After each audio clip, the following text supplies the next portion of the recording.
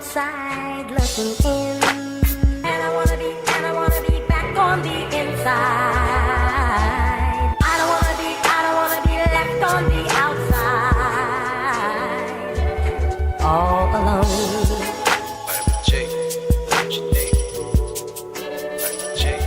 All alone.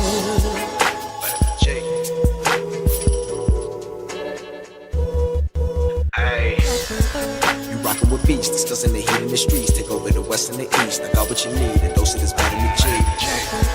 You rockin' with beats, discussing the heat in the streets. Take over the west and the east. I got what you need, a dose of this vitamin G. You rockin' with beats, discussing the heat in the streets. Take over the west and the east. I got what you need, a dose of this vitamin G. Rockin' with beats, discussing the heat in the streets. I got what you need, a dose of this vitamin G. You rockin' with beats, discussing the heat in the streets. I got what you need, a dose of this vitamin G. You rockin' with beats, discussing the heat in the streets. Take over the west and the east. I got what you need, a dose of this vitamin G. Vitamin G. Vitamin G. Got what you need. I'm on the outside looking in, and I wanna be back on the inside. I don't wanna be left on the outside, all alone. Vitamin G. Got what you need. Vitamin G. Got what you need. All alone. Vitamin G. Discussing that heat in the street. Hey, we got just what you need on Vitamin G. You rockin' with beats, discussing the heat in the streets. Take over the west and the east. I got what you need, a dose of this vitamin G. You rockin' with beats, discussing the heat in the streets. Take over the west and the east. I got what you need, a dose of this vitamin G. You rockin' with beats, discussing the heat in the streets. Take over the west and the east. I got what you need, a dose of this vitamin G. Rockin' with beats, discussing the heat in the streets. I got what you need, a dose of this vitamin G. You rockin' with beats, discussing the heat in the streets. Got what you need, a dose of this vitamin G. You rockin' with beats, discussing the heat in the streets. Take over the west and the east. I got what you need, a dose of this vitamin G. Vitamin G.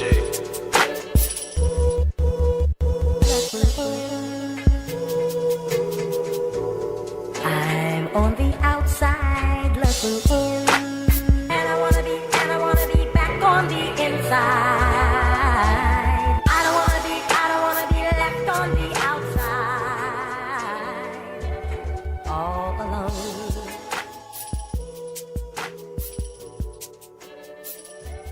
All alone.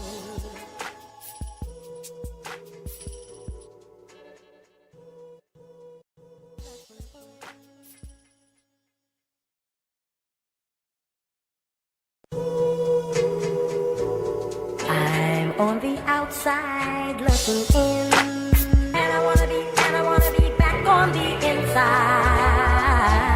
I don't wanna be left on the outside, all alone. Vitamin G. Got what you need. Vitamin G. Got what All you need. alone. Vitamin G. Ay. You rockin' with beats, discussing the heat in the streets. Take over the west and the east. I got what you need, a dose of this vitamin G. You rockin' with beats, discussing the heat in the streets. Take over the west and the east. I got what you need, a dose of this vitamin G. You rockin' with beats, discussing the heat in the streets. Take over the west and the east. I got what you need, a dose of this vitamin G. Rockin' with beats, discussing the heat in the streets. I got what you need, a dose of this vitamin G.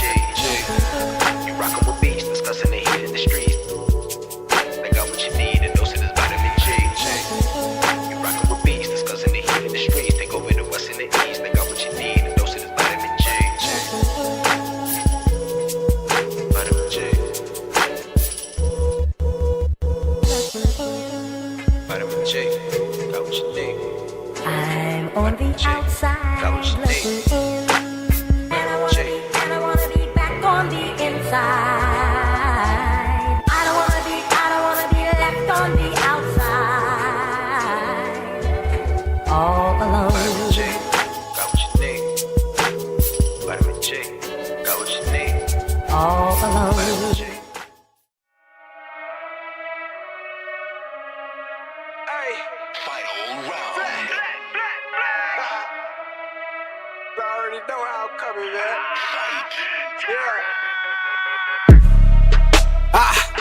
Try run the town. Tell no duck when they hear that sound. How they gon' come up now? Heavy as the head that'll wear that crown. I'm going pound for pound. And if it's about smoke, then we talk all of that. From an ounce to a pound. Check it, they biting this now. Cause my drip right up the seat. How could they be? Give me a couple of rounds. Cause I'm a beast when I'm on vitamin G. You see they start crumbling now. Mad struck, start mumbling now. Get the gist, I ain't reaching for cloud. Plot twist, I'm the one with the keys. Clock blitz, know they love how I freeze. Different continents, I be torn. We living life, making yours look boring. See, we win at the end, it's a spoiler warning. Cause I keep heating up, I might blow the whole planet. They calling me toxic like global warming. But they keep tuning in once again and again. I'm the one at the top, just to form a warning.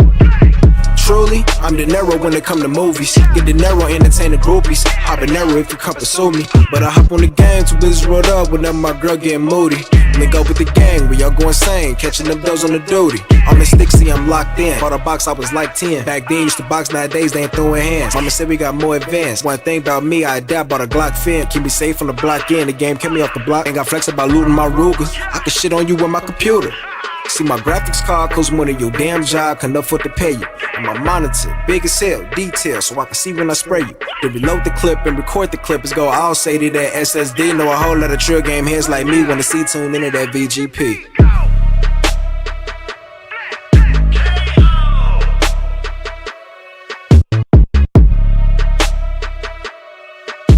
Take over the west and the east, and we got just what you need on vitamin G.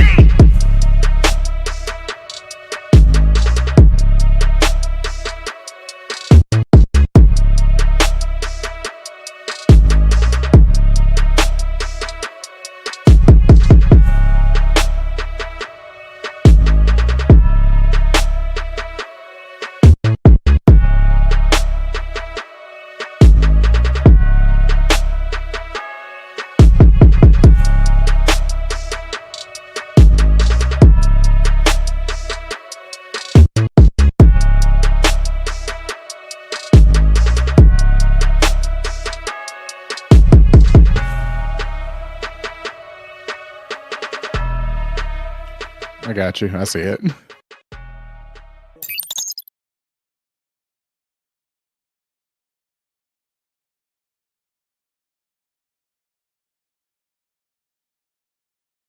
Okay. Oh, you want me to take over? All right, cool.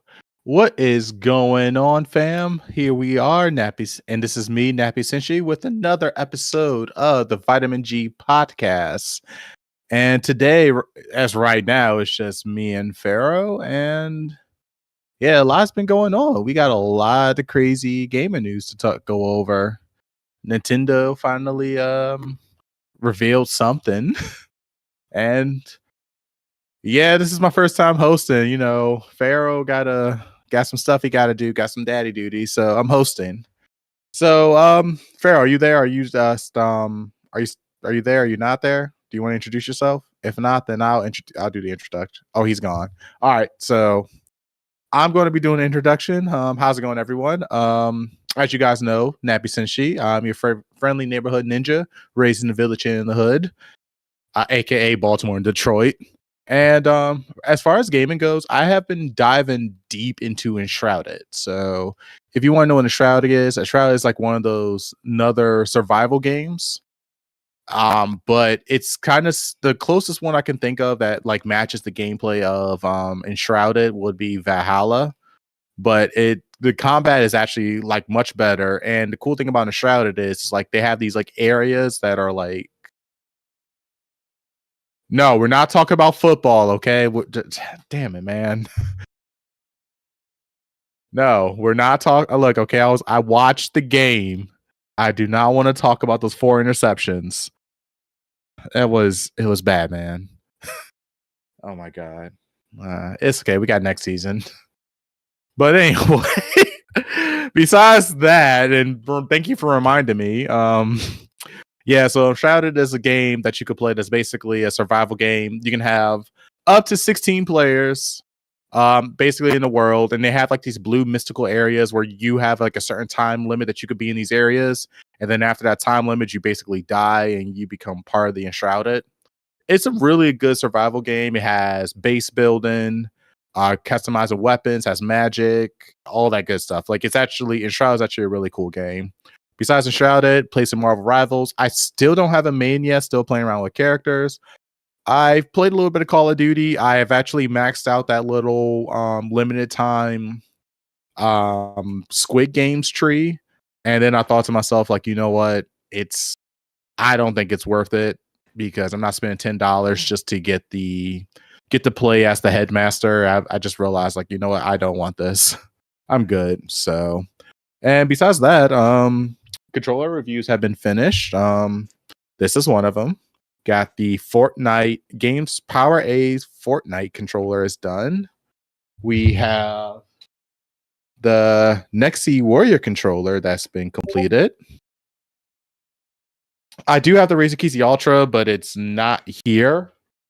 So that's unfortunate. But I did also get a new controller. I got the Power A Fusion A3 controller. So this controller right here. Looks like they got that lighting on it. Or all around it. Yeah, so cool thing about this controller right here is this controller. I like that for nighttime. The Power A controller.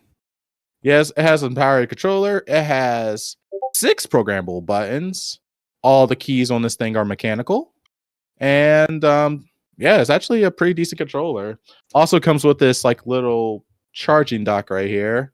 And it's magnetic, so it's like once you slap it on, it charges. But I can't. I think I would like it more if it was backlit instead of like the lights all around. But I do like it for nighttime. But I think it's really pretty cool.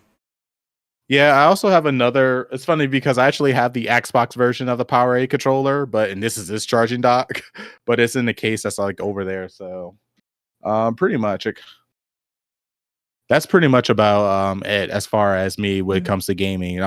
Definitely Enshrouded. I would definitely say if you're looking for another survival game to play, I will definitely play Enshrouded. And also, I'm trying to get some friends together to get a custom server, at least for like 6 months, because 6 months they have a deal for 16-player slot server, $80 for 6 months, and I'm like, I want that. I need to get some friends though to see if they want to pitch in and play Enshrouded with me. All right. But other than that, that's pretty much about it. All right, Pharaoh. How's it going? And it's going good. You out with your RAM issue. I'm doing pretty good. Tile decided to, stick the knife in my side on this painful Monday, this day of mourning as a Baltimore Ravens fan. But trust me, I was a Lions fan, man. I watched 4 interceptions. But it was bad. I was so fucking mad. But if you want my perspective on what happened, first, you can't turn the ball over. That's always the case. But the main issue that I have is one of the issues that I've had as a Ravens fan for years, is that the Ravens always have to play perfect to win because their coach can't manage the game in a way that allows them to win. So Lamar has the interception that results in no points. So that's kind of null and void. So and then he has the fumble.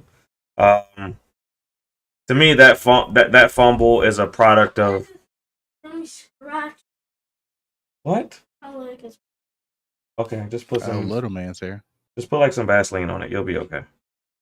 Just put some Red? Huh? The color at the top is red, right? Oh, no, blue. Is Daddy Duty is 24/7, guys. So where was I? So then the drive with the fumble. To me, yes, Lamar fumbled.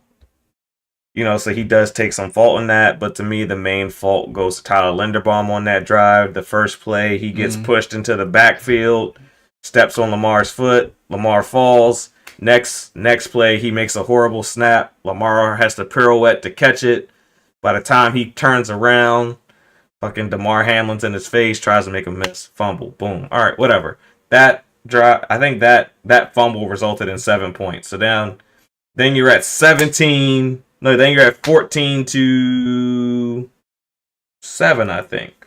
I think that's what it was. 14-7. Ravens drive down, they get 3.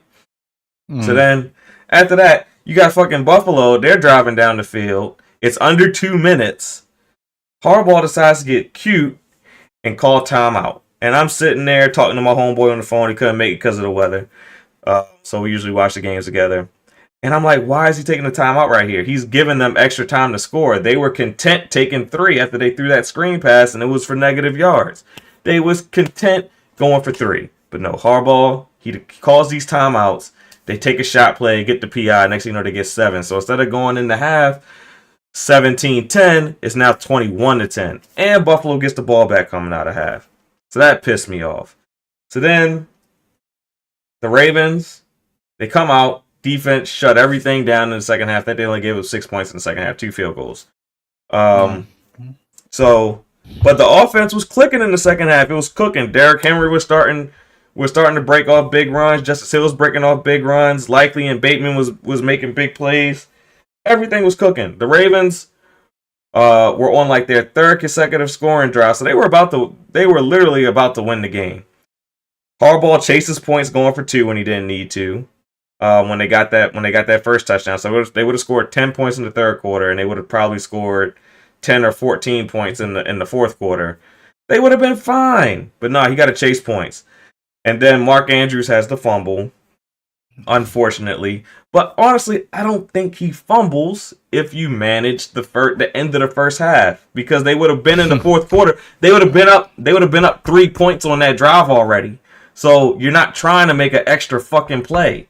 Excuse my language, but so he's getting serious. To me, that is where like people want to blame players, and I understand players deserve blame for the mistakes that they make, and I don't want to take away from that. But you gotta factor in how coaching impacts that, and the position that it puts players in, and where they mentally are in the game as a result of your poor decisions.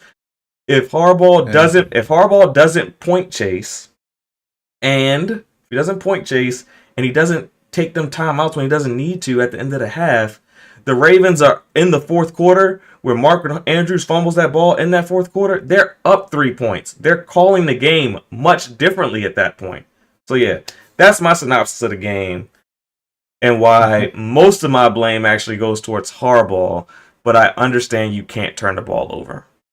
So that's kind of where my head is as I watch the game. Like that was the conversations I was having from the point where we were almost at halftime, that last possession before halftime, all the way through the end of the game. Because to me, that's when the football game started. To me, the football game really started at the 1:31 mark of the 2nd quarter. Like that's where the game was decided.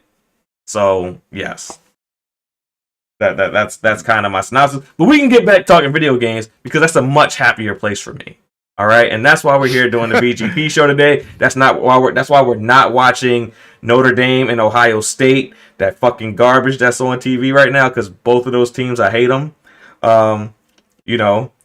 So, and one, I hate Notre Dame because some of my ops, they like Notre Dame, so I naturally hate them.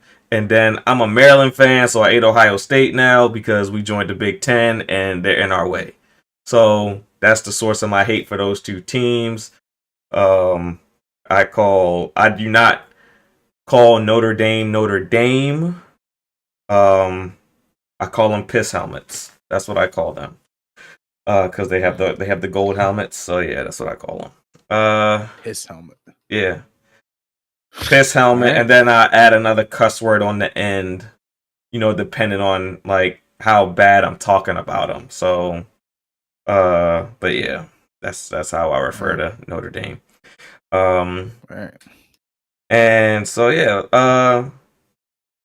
so Nappy talked games, I talked football. But we can go into what's on your mind. Nappy, is there anything gaming related that is not in our current topics that you saw before we started the show that is on your mind? Not necessarily the topic, but something I talked to a friend about.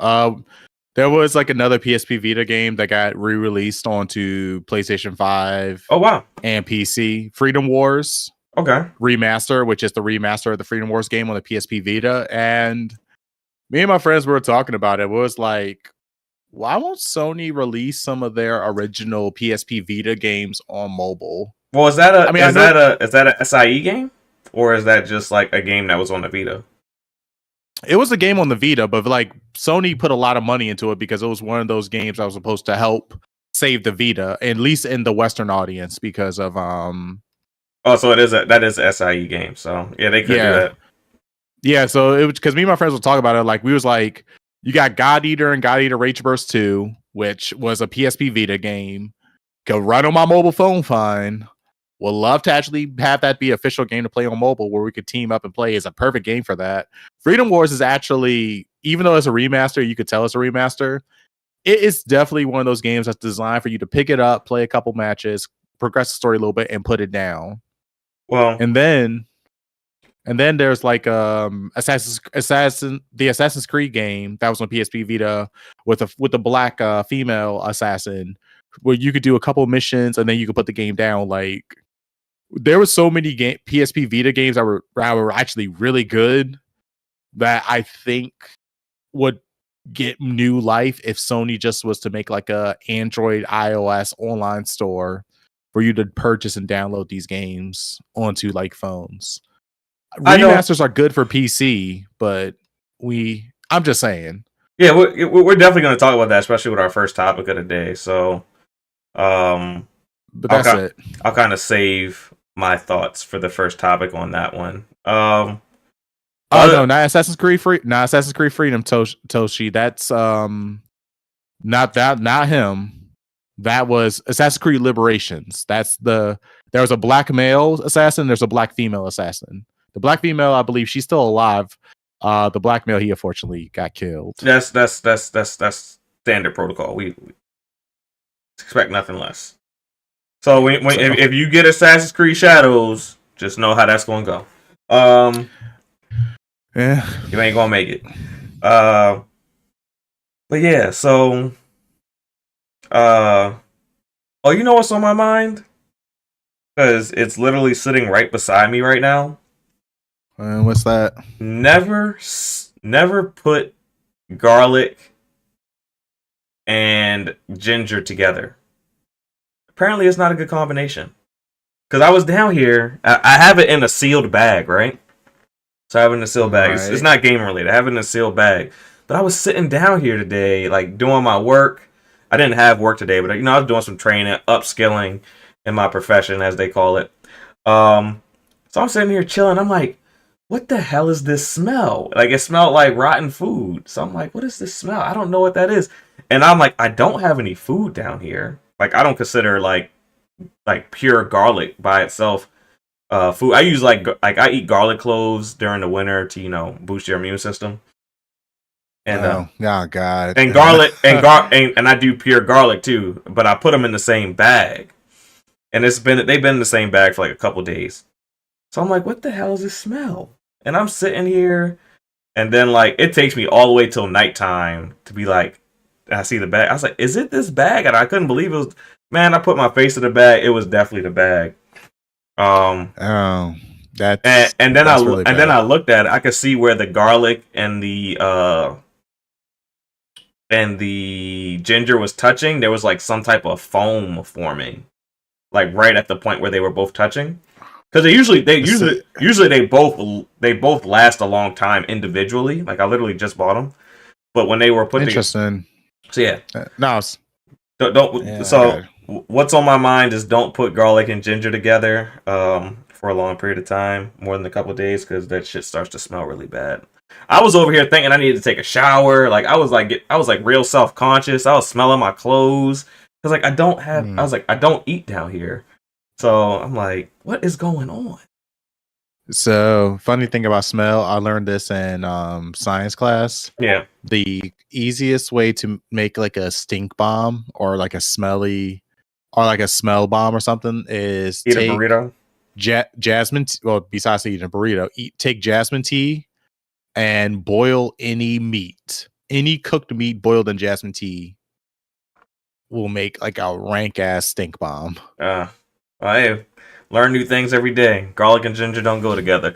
But with that said, let's go ahead and talk some games. We done been over the place with today's VGP episode, brought to you by Pharaoh and Nappy, we're gonna go ahead and talk some games, or talk games industry, I should say.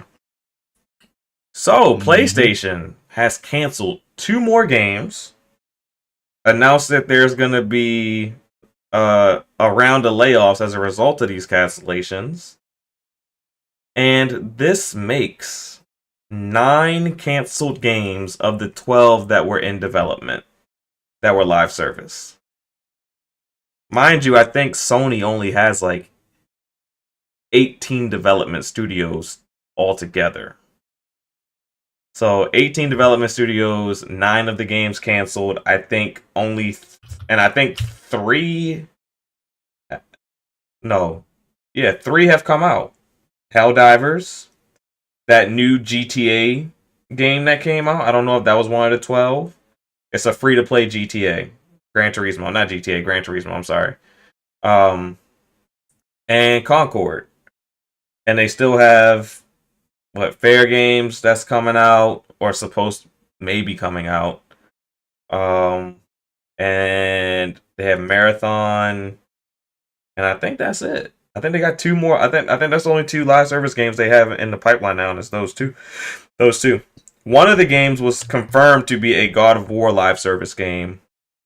Not sure how people would. I don't know how that will work.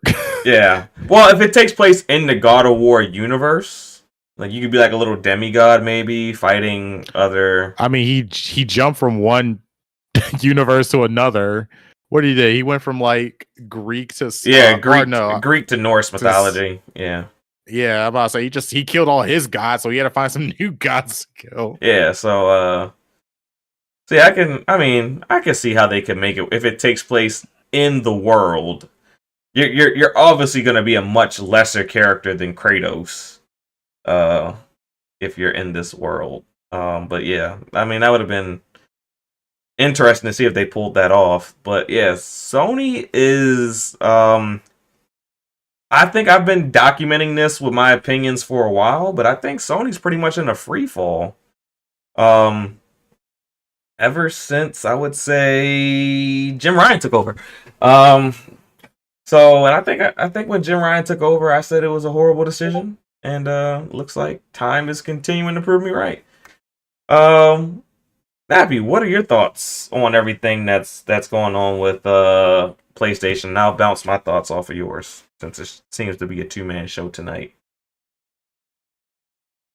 Yeah, I don't know what to think. Like, I'm like, you guys are canceling more than you guys are producing. Yes. Like, oh, did you see the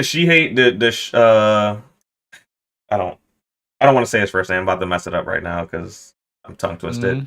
Yoshida. Did you see Yoshida-san's interview with Kinda Funny Games? No, I did not. Oh, well, what happened? Well, a lot of stuff happened. He pretty much confirmed that VR2 was an absolute failure with his no comment because they asked him about it. But additionally, he said that, he basically insinuated, because, they don't talk in direct. They talk in an indirect manner because, you can't spill the beans. You can't spill the beans fully. But basically, what he's saying is that on the first release of a lot of these, like all the games that we're seeing remasters for, when we're seeing these remasters, it's because the games are not selling enough on the first release. So they are. That's interesting. So they're selling you a remaster to turn a profit on the game, basically, and that is how they and these remasters are what's allowing them to make more games. So basically saying if you want to see Sony continue to make first party games, you need to buy these remasters. He said that quote for quote right there. He said if you want to see Sony make these first party games, you need to buy these remasters. Like he said it basically in a matter of fact way, which is, I don't agree with that. I know you don't agree with it, but that is nasty work. That is nah. So they're saying if you love PlayStation, you need to buy the game twice because we don't know how to sell it to anybody else but you. If you respect your consumers, you'll make a good product the first time around. Well, I think they are making. All right, so I mean, don't be wrong. Like, so what we're seeing right now, those are good stories. Like, actually, no, Last of Us Part 2 just recently came out on PC and stuff. They got remastered. yes, yeah. What? So here's what I'll say. And I said this on another show last week, and I got clipped for saying it, and I didn't get the full. They didn't take me in full context, and I'll say it again here. We have to stop living in a world where Sony is making good games. Yes, they release a good game here and there, but the output is not consistent. So you'll get an Astrobot, but then also you get, Rise of the Ronin in between that. Like, it's not a consistent flow of you're getting these bangers after, like, it's not 2018 anymore where you're getting, God of War, Ghost of Tsushima, Horizon. Like, it's not like you're getting all these games back to back to back that you can be like, yes, I can depend on Sony to fulfill my gaming needs for the year or for 6 months out the year. So they're kind of struggling right now, and they're in a place where they pushed all the gaming people out of Sony over the past couple years, it seems like. And it also seems like they pushed out the people who really understand the game industry. So they're struggling on two fronts now. They don't really understand their consumer, and they don't really understand like how to make the brand profitable. And right now, I feel like they're just riding on their brand name recognition more than anything that they're actually doing positive in the gaming space. Yeah, I would definitely say another thing too is because of like I think that so because Sony's a AAA company and stuff, and they put so much money and they're getting duds. I think Sony just needs to like take a little step back and just like maybe let the AA studios like take over as pushing out releases and look into those. Start investing because that's what maybe. I mean, that's what Microsoft has been doing. Like Microsoft, even though they're a publishing company, they own a bunch of studios now. They still like invest into their indie side, and they got their indie exclusives, which is working with them. When they had Yoshida was actually finding quality indies for them, but now he's gone. That's what I'm saying. You're pushing out the gaming people who really understand games and what people like and what they want to play. But then also you're pushing out your industry people that understand the industry and how to make, your brand as strong and as profitable as possible. So I feel like they're struggling on two major fronts, and they're not getting consistent output with their games anymore. And now that you have 9 games canceled, that's 9 studios that have to start over from scratch. That's another 6 years before you see their next game. So we're talking about if some of these studios were 4 or 5 years in development so far. So you're talking about 10 to 11 years before these studios are going to release a game. Yeah, I mean, and honestly, like, I don't think there's going to be no more people. Everyone who bought a PlayStation 5 at this point got a PlayStation 5. So if it's not going to be on sale, for the most part. So I don't think Sony is going to really make much money off of console sales. We already know they're probably not going to make much money off of like controllers, because turns out that PlayStation people don't really use pro controllers like that. I don't know why, but they're mainly casual, whereas the Xbox controller is used on the PC front and it's used on the Xbox front. And it's used on, and even the government uses Xbox controllers for different things. So that drone flying, I saw that crap. So the Xbox controller is like literally the most popular controller, and it's used in a competitive space because it's being able to be used on multiple platforms. Versus the Sony controller for a long time has been mainly limited to only the PlayStation. Yeah, I mean, Sony did try to partner up with Apple, so you can use your DualSense controller with every single game you could play on the Apple computer, or iMac. So you got that. But nobody uses Apple for gaming outside of on their phone. Yeah, I know. Actually, I will give Apple that their mobile game is actually pretty decent. Yeah. But besides the point. But the thing about it, what Sony's doing, it's sad to see them shutting out because they're not producing anything. If you're not gonna produce anything, maybe you should start investing into some indie titles or get these indie studios to give you guys some exclusive stuff, something. Well, the 'Cause thing at this- the thing is, if you look at Sony, the worst thing that they've done this generation is the games that they've money had it. They've all flopped. I mean, that's the game. That's the stuff that they like push. No, I'm talking about they did no, all. no, I'm talking about the third party deals that they made for games. None of them performed to expectation on their platform. So they like Rise of Ronin was one that they purchased the rights for. That game severely underperformed.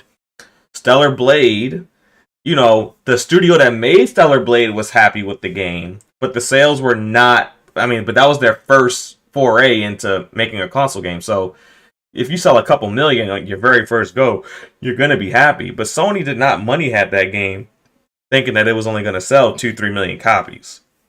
Ooh, I don't know what Sony expects. I mean, when people who got PlayStation 5s, all I hear is, and this is literally from casual people, COD, 2K, Madden. Yeah, that is it. Yeah, that is. You may get a couple here and there from Marvel Rivals, and I heard like 2 or 3 people that say they play Fortnite.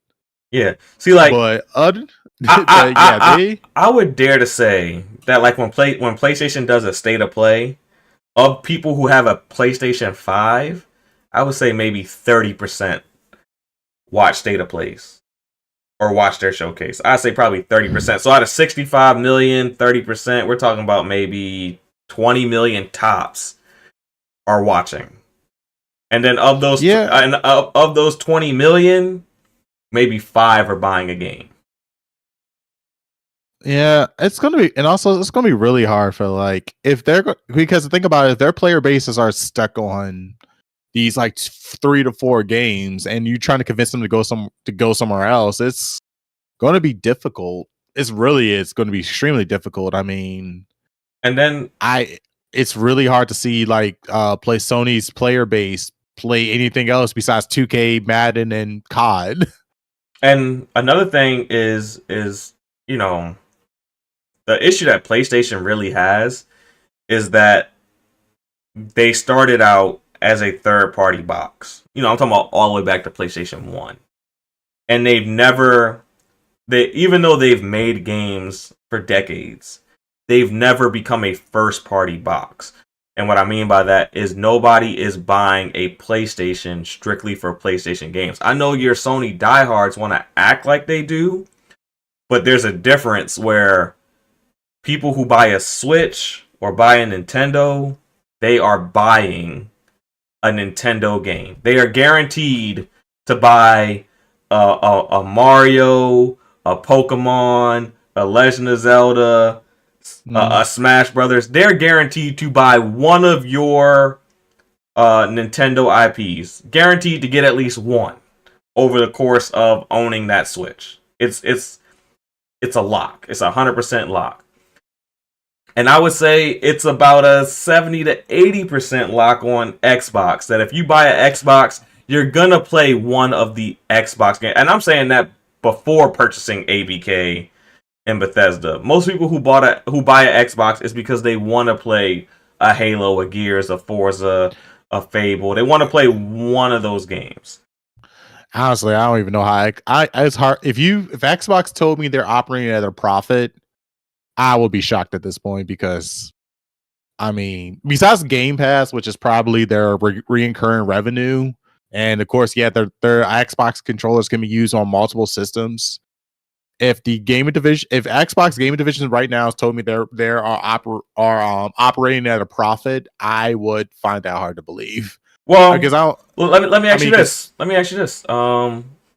Outside of Game Pass, where would they be taking a loss? Because you're only making hardware to meet the demand of the consumer, so you're not going to be making excess hardware and losing money there. Where would they be losing money?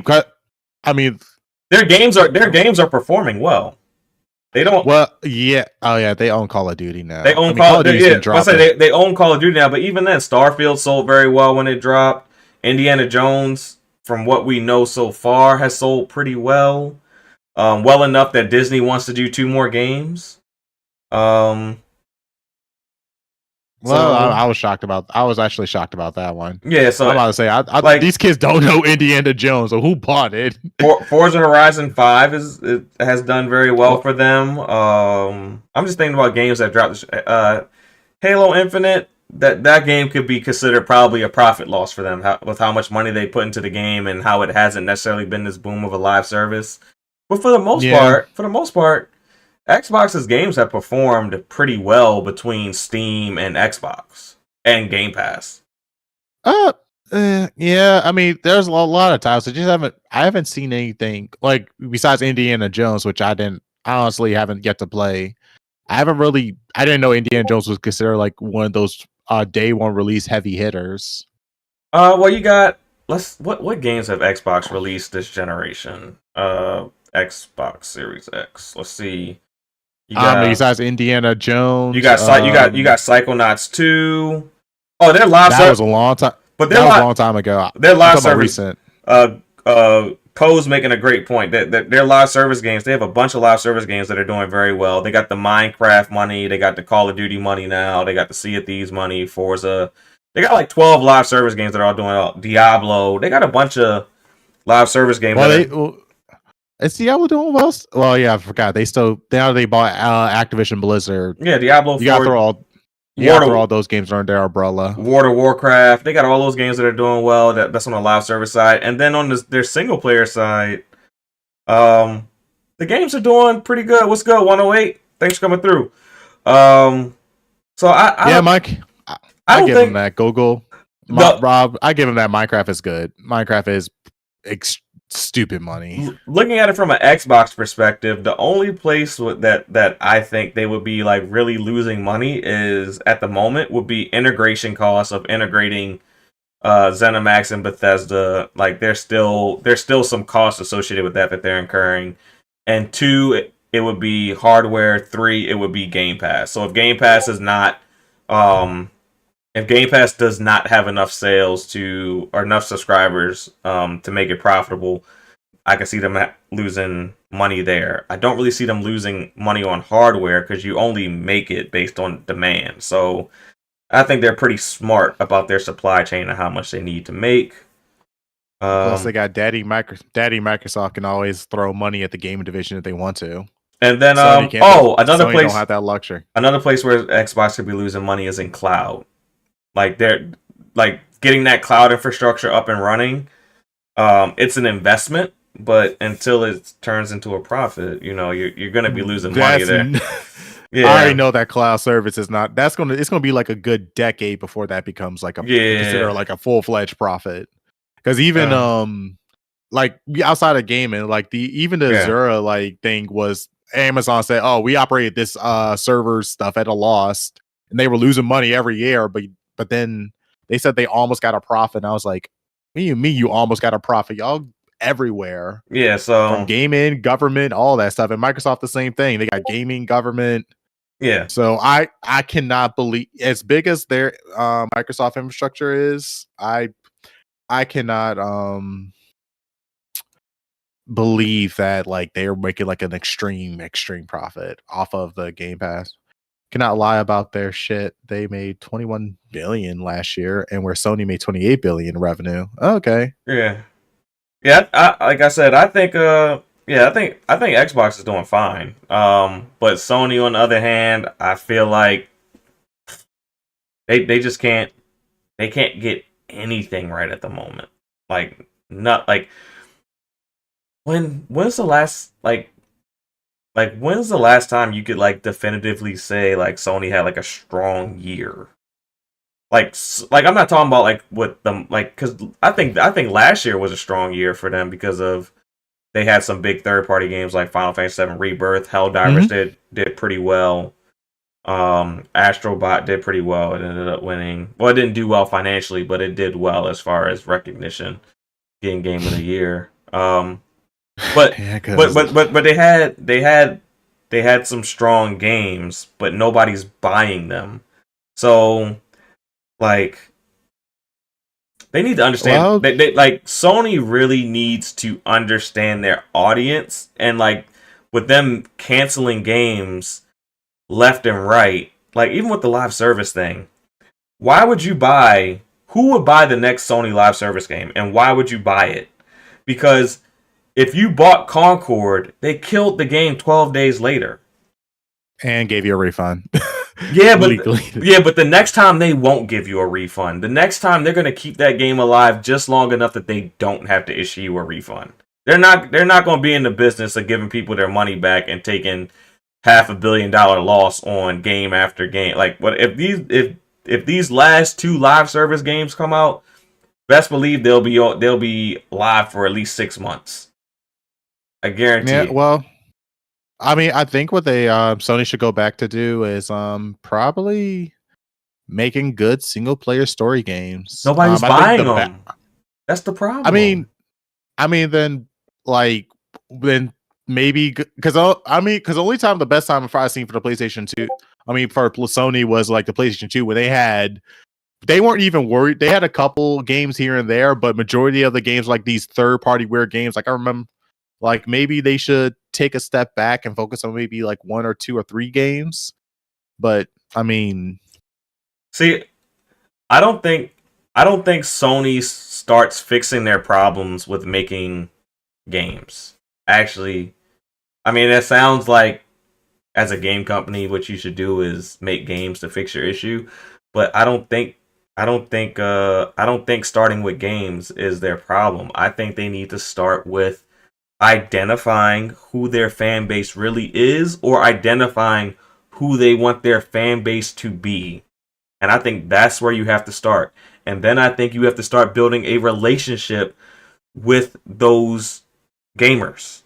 Whatever that base how are you is. going to build a relationship? And even if you find that base, how would they build a relationship? Hey, look at what Nintendo did to build a relationship. Look at what Xbox did, because Xbox has a good relationship with their customers. Well, they have a nice base. They have a good relationship with them. You got a whole bunch of people riding hard for Xbox, even though Xbox is firmly in third place in console sales. People still going hard for Xbox every single day. And those people who are going hard for Xbox every single day are actually buying games and investing in the service and yada, yada, yada. Even if they don't even own an Xbox, they're on PC and they're still like, I'm Team Xbox. So you got people who don't even have an Xbox. Whoa, pause. We do not say Team Xbox. No, I'm not talking about PC. No, there's PCMR people. There's PC Master Race people, which is what you identify with. There are those people. But then there's also a group of gamers who were on Xbox and said, now that Xbox is putting these games on PC, I am going to upgrade my gaming, and I'm going to move to PC, and I'm just going to Xbox on PC. Those people exist. Those people, I'm not saying those people are playing through the Xbox app exclusively. That's not what I'm saying. Those people, they may identify as an Xbox gamer, but they're buying their games on Steam. There's a couple, like a good example of that would be Everborn Saga. He was an Xbox gamer. He transitioned to the PC, but he still more so aligns with Xbox, even though he primarily buys games through Steam. And he's actually done a bunch of videos about turning your PC into a console and creating a console experience on your PC to where you're not doing all this fooling around with it, and you create a console-like environment on your PC. So I mean, there are people like that on the Xbox side who, even though they don't have an Xbox, they are rooted enough in Xbox that even when they leave, they identify as an Xbox gamer on the PC. Those are the people that I'm talking about. I'm not talking about PCMR people like you and Dante. I'm about to say, like, I as a PC gamer, the only people I've ever seen that are strictly Xbox people that are like maybe got like a Chromebook or something is like Gen X people who like just use the cloud just because. Yeah, I mean, they probably exist. I'll take your word, because like this is honestly, anecdotal versus anecdotal or anecdotal versus anecdotal. Yeah, I'm not saying it's a big part, but I'm saying Xbox has found those people. They have created a base with certain, like, PlayStation needs to create more PlayStation fans who are excited about PlayStation products, who actually spend money on their games and then make games that cater to them. Because they started making these movie-like games with Last of Us and Ghost of Tsushima and Horizon, and it hit for a little bit. But then but you realize that it hit with an audience that wasn't a quote-unquote core audience that were going to ride or die with your brand. So well then I guess that then maybe lower expectations and get some lower expectations, but do smaller projects. I mean, they need to get some new. They need to get some new fans. That's what they need. I'm about to say, to get new fans, you got to invest in open up your market for some genre of games that normally is now on PlayStation. Like, I don't know what to tell you at that point. I mean, and not only that, but majority of the games that are a wide variety of games that are mostly can be played on actually not even gaming PCs, just regular PCs, because these AA companies are actually going out of their way to make sure their game works on every single device as possible, because they need every single player to play their games. And they also need to find, if they're gonna see, they're not living in Xbox's world where they have a bunch of live service games. They're living in Nintendo's world where Nintendo doesn't have a lot of live service games, right?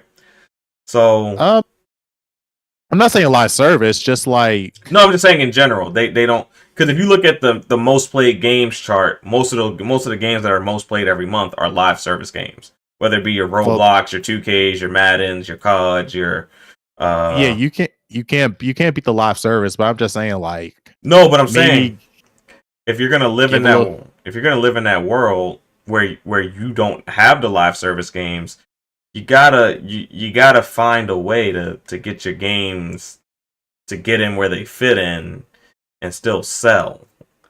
Because it's only gonna get worse. When GTA 6 comes out, I mean, that's another. I GTA 6. I highly doubt they're going to change. What was it, GTA Online? Because I know that somehow they're going to incorporate GTA Online with GTA 6, or maybe make a new GTA Online. I'm not sure yet. There is no way in hell that GTA, even when GTA 6 comes out and all the PlayStation people buy it, that's probably going to be their main story-based game. But I don't think it's going to outperform GTA Online as of yet until the PC people get in, because that's where all the role-playing servers are at. Yeah, but I'm not saying that, but I'm talking about PlayStation. Like, they're competing with other games on their platform to sell their own titles, and they really need to find some new fans, bro. They need to find fans that actually want to buy and play their games, and they need to make games that cater to those people. Because as of right now, it's just flop after flop after flop. Even when they do the third-party thing, it's a flop. Forspoken, flop. Rise of Ronin, flop. Stellar Blade, flop. You got a couple successes on the indie side like Sifu and Kenna Bridge of Spirits. And I think even Stray did okay sales wise, but those are indie games. So, it doesn't take as much sales for it to be a quote unquote success. I mean, if you want to invest into the PlayStation ecosystem, everyone got PlayStation 4s. I mean, PlayStation 5s. You I don't know. Honestly, what I say, I think to expand a little bit with smaller projects with smaller budgets and stuff, it is, because I mean, think about it. I honestly think the peak of PlayStation for me personally growing up was probably be PlayStation 2. Because of the wide variety of games and stories and stuff, and all these small projects. What is it? What I was gonna say? Even the exclusives that weren't supposed to be exclusives that Sony got didn't sell great. Baldur's Gate 3, even though it was exclusive on PlayStation for a while, it didn't sell great on PlayStation. It sold on, but it just didn't sell great on PlayStation. Baldur's Gate 3 was it was exclusive on PlayStation. Yeah, it was. Well, because PC we got actually no, we had early access. Well, I'm talking about that shit a year before everyone. Y'all had it before everyone. I'm talking about exclusive to the console. All right. So even when they had it exclusively to the console, it didn't sell well. Type of game, you got to think about that type of game was honestly meant for PC players. I'm not saying it wasn't, but then you also have Black Myth. Black Myth sold 10 million like the first week or some shit like that, and it only sold like 1 million on PlayStation. The 9 million was all on PC. Like 90% of the sales was on PC. Like even when they get like a quote unquote free console exclusive, it is not selling on their platform. So they gotta find a way to kind of communicate with their audience and build a new base of people. Maybe find some new customers or find a way to kind of resonate with the existing customers who are locked in free-to-play land. I mean, actually, as a matter of fact, because it's funny that you say that, like the Baldur's Gate thing, because I remember when Baldur's Gate won Game of the Year, like the PlayStation, the people who,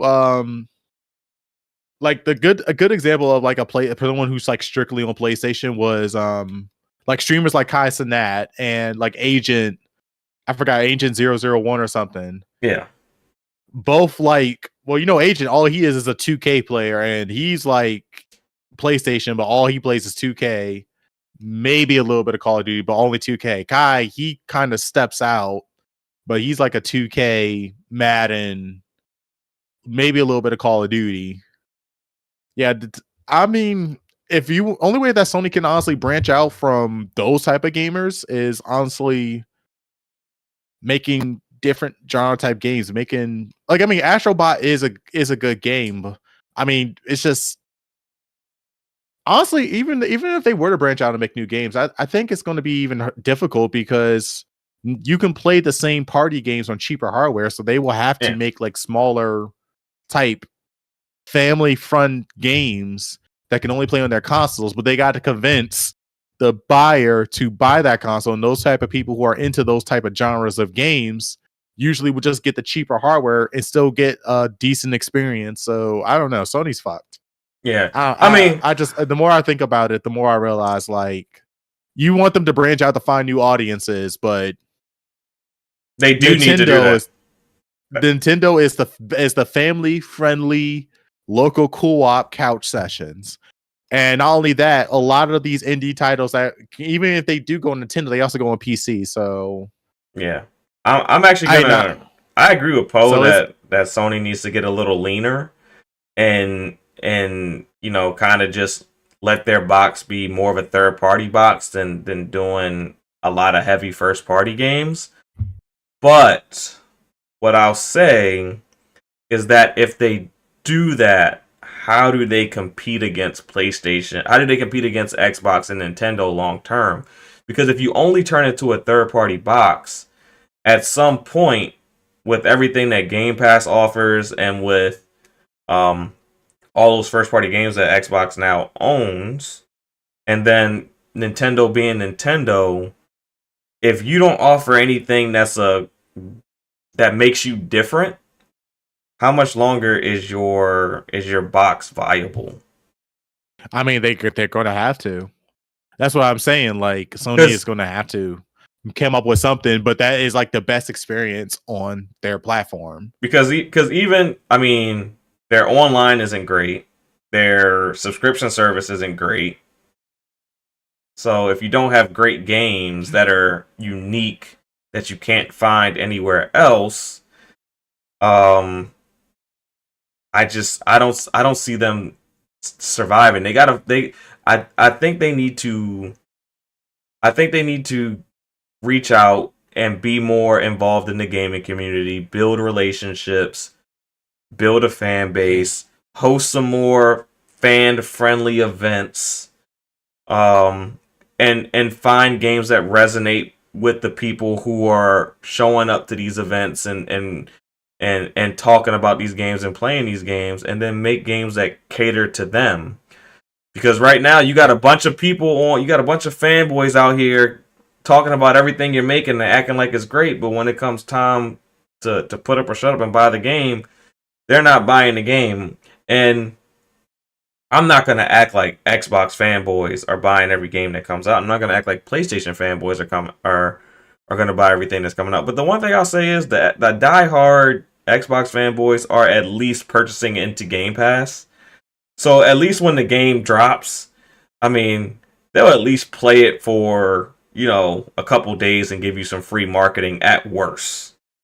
Like, I'll play the game, I'll post a couple clips of Indiana Jones, and, I'll maybe do 3 missions, but I might not finish the game. But hey, I did my part. Like, at least you have that versus like, you have a bunch of fanboys on Twitter, they'll hype a game, but then, the game comes out, they're not even buying it, they're not posting screenshots, they're not, they're not doing nothing, to help you. They're not purchasing it, they're not really marketing it, they're pre-marketing it, but when the game comes out, they're not posting gameplay clips or nothing like that.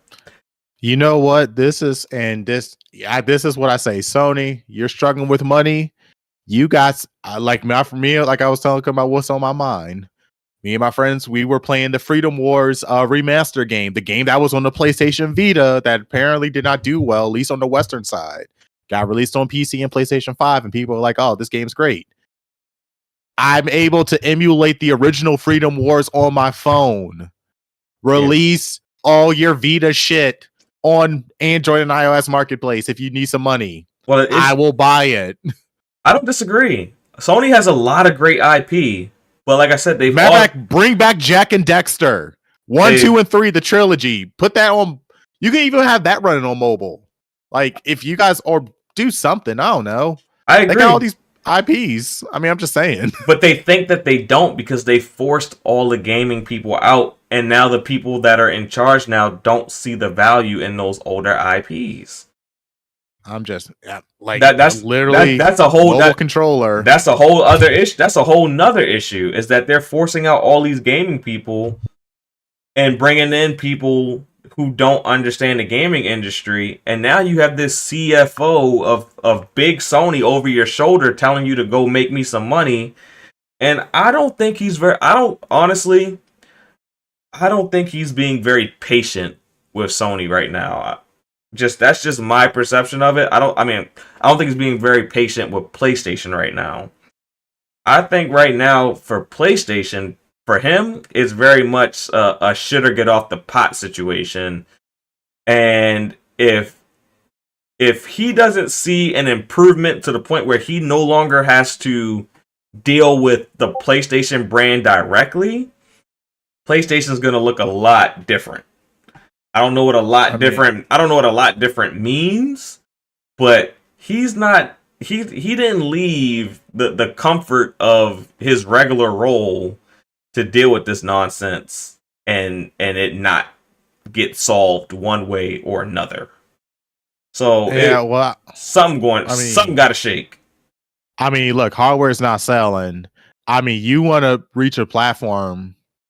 I'm still going to, my final thoughts is like, look, Sony, you closing down studios, you got some pretty old IPs, some pretty memorable IPs, and there is a whole new player base with Gen Alpha that y'all are just ignoring. If literally, I think if you're not going to make a handheld, which they said that everyone's now working on handhelds again, I don't think that that's a good idea. I think a better idea would be to just start releasing some of your older IPs on mobile marketplaces, so that way you can actually keep your revenue back up and you can access a new audience. Gen Alpha's first entry into gaming nowadays is literally cell phone tablets with Roblox. Come on now. Even if it's not accessing a new audience, if you could purchase games that date back to all the way back to PlayStation 1, you could tap into your old audience because people will buy games just off of nostalgia. They'll buy games and play on the go. They'll buy games that they wish they could have purchased as children. Always wanted to play this game. It's like Like, for instance, a game that I never played that I would love to play, I just never got a chance to, was Vagrant Story. That was like, I think, a PS1 game. PS1 or PS2. But I just never got around to it. And that game, even 20 years later, is still in my head of like, I wish I could play Vagrant Story. And if it was easily available to me on the PlayStation or any platform, because it's a Square game, it's a third party game. But if it was easily available to me, I would probably buy it. Yeah, I mean, that's cool. I mean, like I said, they got SOCOM, Jack and Dexter, 1, 2, 3, and Dexter. Like if Legend Legaia, if that came back out, I would buy it. Yeah, I'm just like, there's older games that I would just buy. Like as long as you're not trying to sell it to me for like $70. Like if it came out and it was $30, you got me. No, so it'd be 30 and 20 because believe it or not, Square Enix put a lot of their old titles on mobile now. So I saw a lot of Final Fantasy games. The most expensive mobile game I have ever seen is actually owned by Square Enix, and which was like $30. A pixel remaster? Not pixel remasters. Some of them are pixel remasters. Some of them are other games. But there was like, especially Square Enix had that one Trails of Mana game that's on mobile. That's like $20 or $30. Mm-hmm. But it runs very well on mobile. And honestly, like we saw recently, the Naruto Ultimate Ninja Storm 1 game has now gone on mobile, and that runs very well. And that was a 360 game. Yeah. And so like, I'm just saying, if you're saying that they need to get to a new audience, I think they need to start taking some of their games and of course put it back on the PlayStation 5, of course, but also like make it where they can play their games outside of PlayStation 5 and maybe have a cross save or something like that. Like, that's the only thing I could think of, because I mean, they don't have cross save. I mean, I don't understand. They still got that PlayStation Portal and they claim that it sell well, which it didn't. Threw me off. It sold well in the sense of they got an anniversary version of it. They got a custom skin for it. They sold or something like that. They sold what they made, but they weren't. It didn't sell so well that stores were calling back and saying we need to restock our shelves immediately. But yeah, I don't think they took a loss on it. Is what I would say. Clearly. I mean, it was a cheap. It was a cheap little tablet with a cheap controller on both sides. $200. Yeah, but it probably costs. In reality, it probably costs a total of maybe $25 per unit to make and ship altogether. Literally, if your phone has Wi-Fi 6, which actually this phone doesn't, believe it or not, which is sad, but the modern day phones have Wi-Fi 6E chips, and even the newest phones coming out this year have Wi-Fi 7. Oh, the Portal was not a very impressive device as far as what's in it. It's not. I know it can't even run Android OS, which it's not it's terrible. It's a very bare bones device. It does get the job done, but it's not an impressive piece of hardware. That is truly for the Sony diehards. But yeah, Sony, that you already got my take on how to reach to a new audience. With that being said, I'm still listening, but I'm about to go get my tea. All right. So he's gonna have a little intermission. And last week, we did a show on Wednesday, and we had the rumor that the Switch would be getting revealed the very next day on Thursday. And the leaker was Nate the Hate, who had to drop that Nintendo will be revealing the Switch on that Thursday. He was like, oh, this guy. So credit to him. He got it right. He has some good sources. And I think he's been pretty accurate in the past also. So we got the Switch 2 reveal. I wish Zero could have made it today, as he is the biggest Switch fan on the panel. Did you see the Switch reveal, Nappy? Mr. Coffee? Yes, I did. Mr. Tea Maker? I did. What did you think Yes, I of? did. What did you think of the Switch 2 reveal? When you saw it. So the Switch 2 reveal, first thing I think was I noticed that they were showing off a lot of quality of life things.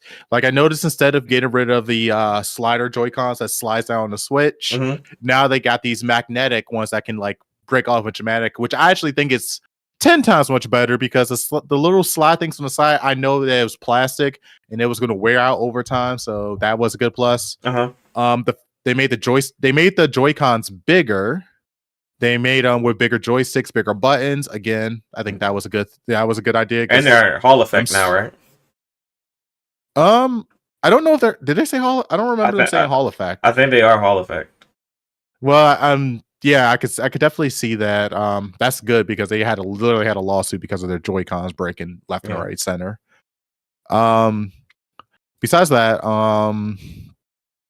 when I saw like a bigger screen. I see that the game is backwards compatible, which is great because if that wouldn't have been backward compatible, that would have pissed a lot of people off. Plus, I think it was going to be backward compatible anyway, hence why they probably got rid of all the PC or the Switch emulators on PC and Android, because it seems like there's a good chance that it's using the same architecture from the Switch. It's just better specs, so it can now run games at higher frame rates and higher resolutions.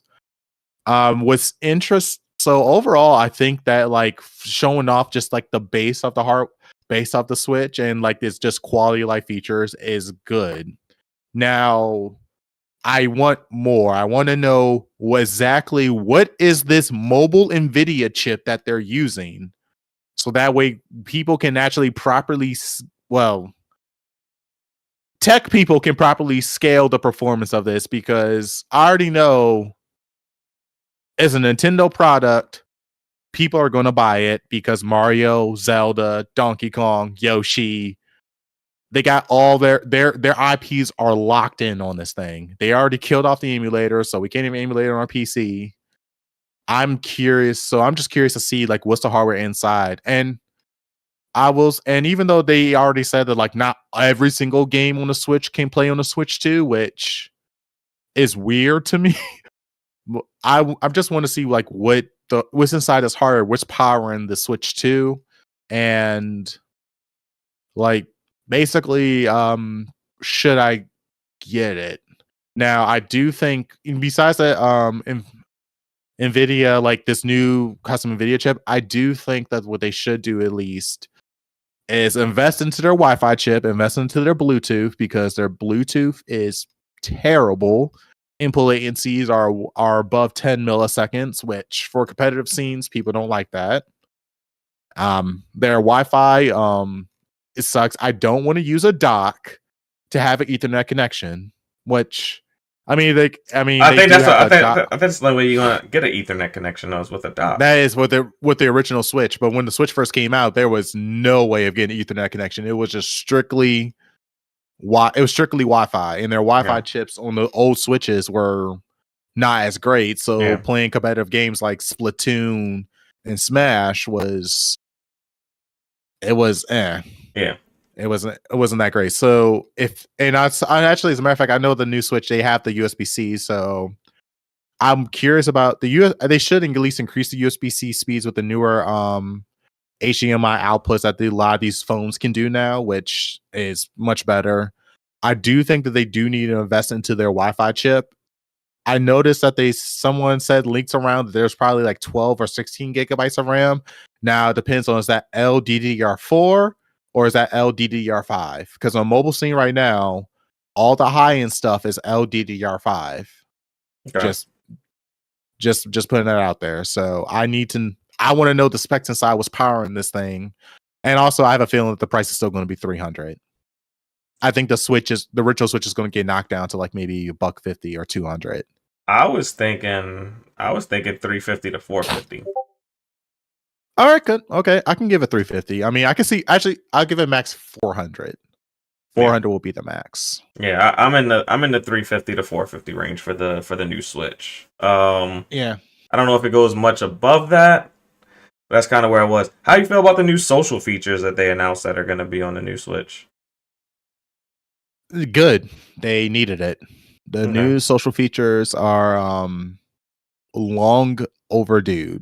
I think they kind of stayed away from it for a while because it is more of a family piece of hardware. Yeah, but nowadays, like Gen Alpha is growing up online. Like they're growing up mobile. Like I think it's not a good idea for Nintendo to have these kids rely on phones and apps to communicate with each other when playing games. Yeah.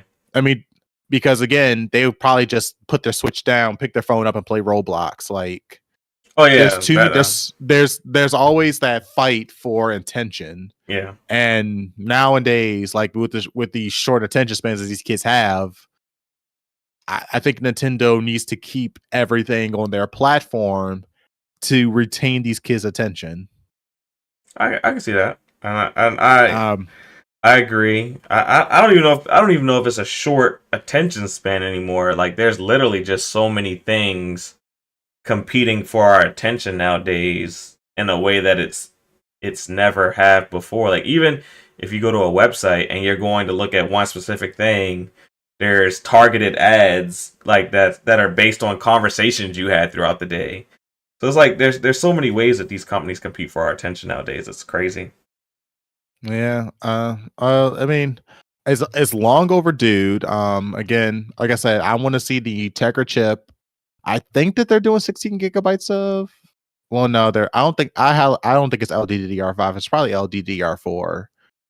To be honest, because I cannot see them selling something with 16 gigabytes of LDDR5, having newer NVIDIA mobile chip or semi new, and then selling it for like $400. That's how that would easily go up to 450 and 500. And honestly, if they go up to the $400 range, this will be the first time that Nintendo will straight up have to compete with desktop gaming or the game PC handheld devices. So they got to underball it, especially the Steam Deck. The Steam Deck, the lowest price is $300. Yeah. So that's another thing. They can't if they make a despite the fact that the Steam Deck the base model has an extremely low storage. Now, do you they're gonna have to beat it somehow. do you think that the Switch 2 will be will be very competitive in the marketplace with all these new handhelds that are out here that maybe offer a lot more power, and there's always a new emulator coming out for the Switch. So do you think that this new Switch showed enough to where you think it'll rival the Switch's success, I guess I should say? Definitely not. They still have a lot more to show. Honestly, like one of the big things, especially like for PC players, is when something new technology comes out, we let consumer, or we let like third party people like on YouTube take it out and test the performance of these devices. Now, the fact that Nintendo now has to worry about the PC handheld market, and they have to worry about mobile gaming because a lot of people keep on sleeping on mobile gaming. I'm telling y'all, these mobile games are coming up there. Yeah, but even their competitors are working on, like we've heard now that PlayStation's working on a dedicated handheld, Xbox is working. So even their competitors are working on a dedicated handheld. So I mean, they went into the last generation, the Switch generation, as the only handheld on the market. But now the handheld market has become so competitive. Do you think they can kind of reforce everyone out of it again? As long as they keep their IPs, because the one thing I will respect Nintendo for is that they make their games fun. Yes. Before it's not about the latest and greatest graphics. It's literally about fun. Yes. And Nintendo has always been great at making sure that their games are fun to play on their dedicated hardware. It's not unlike our phones and the PC handhelds, where basically it depends on what device you have and we have to lower settings. You don't have to worry about that with the Nintendo Switch 2. Yep. So as long as they keep their IPs, and they already bought I don't understand how you buy a license, but apparently when they took all the emulators off of the Yuzu and then they took Ryujinx, every other emulator was based off of those two, and somehow Nintendo now owns the rights to their software, which Maybe they didn't buy because it it. was Maybe they just took it. no, it was settled in a lawsuit. They had to give it over. Yeah, I say. Well, take it, buy it, doesn't matter. They own the reverse engineering software of the Nintendo Switch emulator. Okay. So it's not like I don't think there's going to be no more emulation at least, or I won't say that this because the Switch emulator is still floating around. Mm-hmm. It's just you got to go find it. It's really hard. It's starting to get more difficult to find, but I think they don't have to at least worry about their games being played on other devices for a while. I think what the biggest thing is that they just need to figure out. No, Nintendo, they got it. They're just going to make their games fun, make them playable. They're not going to be the best looking graphics. The only biggest thing is that they now have DLSS on this new Switch. Mm-hmm. I think it's up to DLSS 2 because we're currently on DLSS 4, or actually this new DLSS with the 55,000 series. But if it's DLSS 2, even though it's an older software, it's still very decent for like boosting frame rates of games. So I'm just looking forward to it. I want to see what's inside the Switch 2, because this is actually a handheld I'm willing to get because I have a lot of controllers that just so happen to work on the Nintendo Switch, but I don't have a Nintendo Switch. So the Mario Kart that they showed in the preview, do you think that's the new Mario Kart or do you think that's the old Mario Kart? It looked the same. It looked the same to me. I didn't think that was the new Mario Kart. A lot of people were like, it doesn't look any better, and I was like, I didn't think that was the new one. Like I said before, I think what the thing with Mario Kart or like some of these games is, these games are not. I think because people were complaining about performance of the Switch, and like say for instance, like Skyward Warriors Age of Calamity or Hyrule Warriors Age of Calamity ran terrible on the Switch, and playing local co-op was bad. Yeah, or like the recent Legend of Zelda's game, not Breath of the Wild, but what was the one before that or after that? After Breath of now you messed me up. No, Skyward Sword. Skyward Sword. Skyward Sword is a re-release. That was on the GameCube, or that was on the not the game. Was it on the Wii? No, the Wii. It was on the Wii. It was on the Wii. Yeah, now Skyward you're talking Sword about you messed me up now. Now I'm about to Google it, because at first I had the name for you, and then when you said whatever you said, it threw me off. It's okay. I'm about to open up my MU. Tears of the Kingdom. Tears of the Kingdom. That's it. Yeah. Yeah, Tears of the Kingdom didn't run as great. It's like games like that. Like I think their games don't have to look better. I think it's more important for their games to run better. Yeah, because I was gonna piggyback and say, in previous generations it was about getting better visuals, but I think now gamers are more concerned with performance, because visuals have gotten to a point where, for the most part, we're satisfied. Sure, we like to be surprised every now and then with some amazing graphics, but performance is becoming king nowadays. Yeah, for and sure.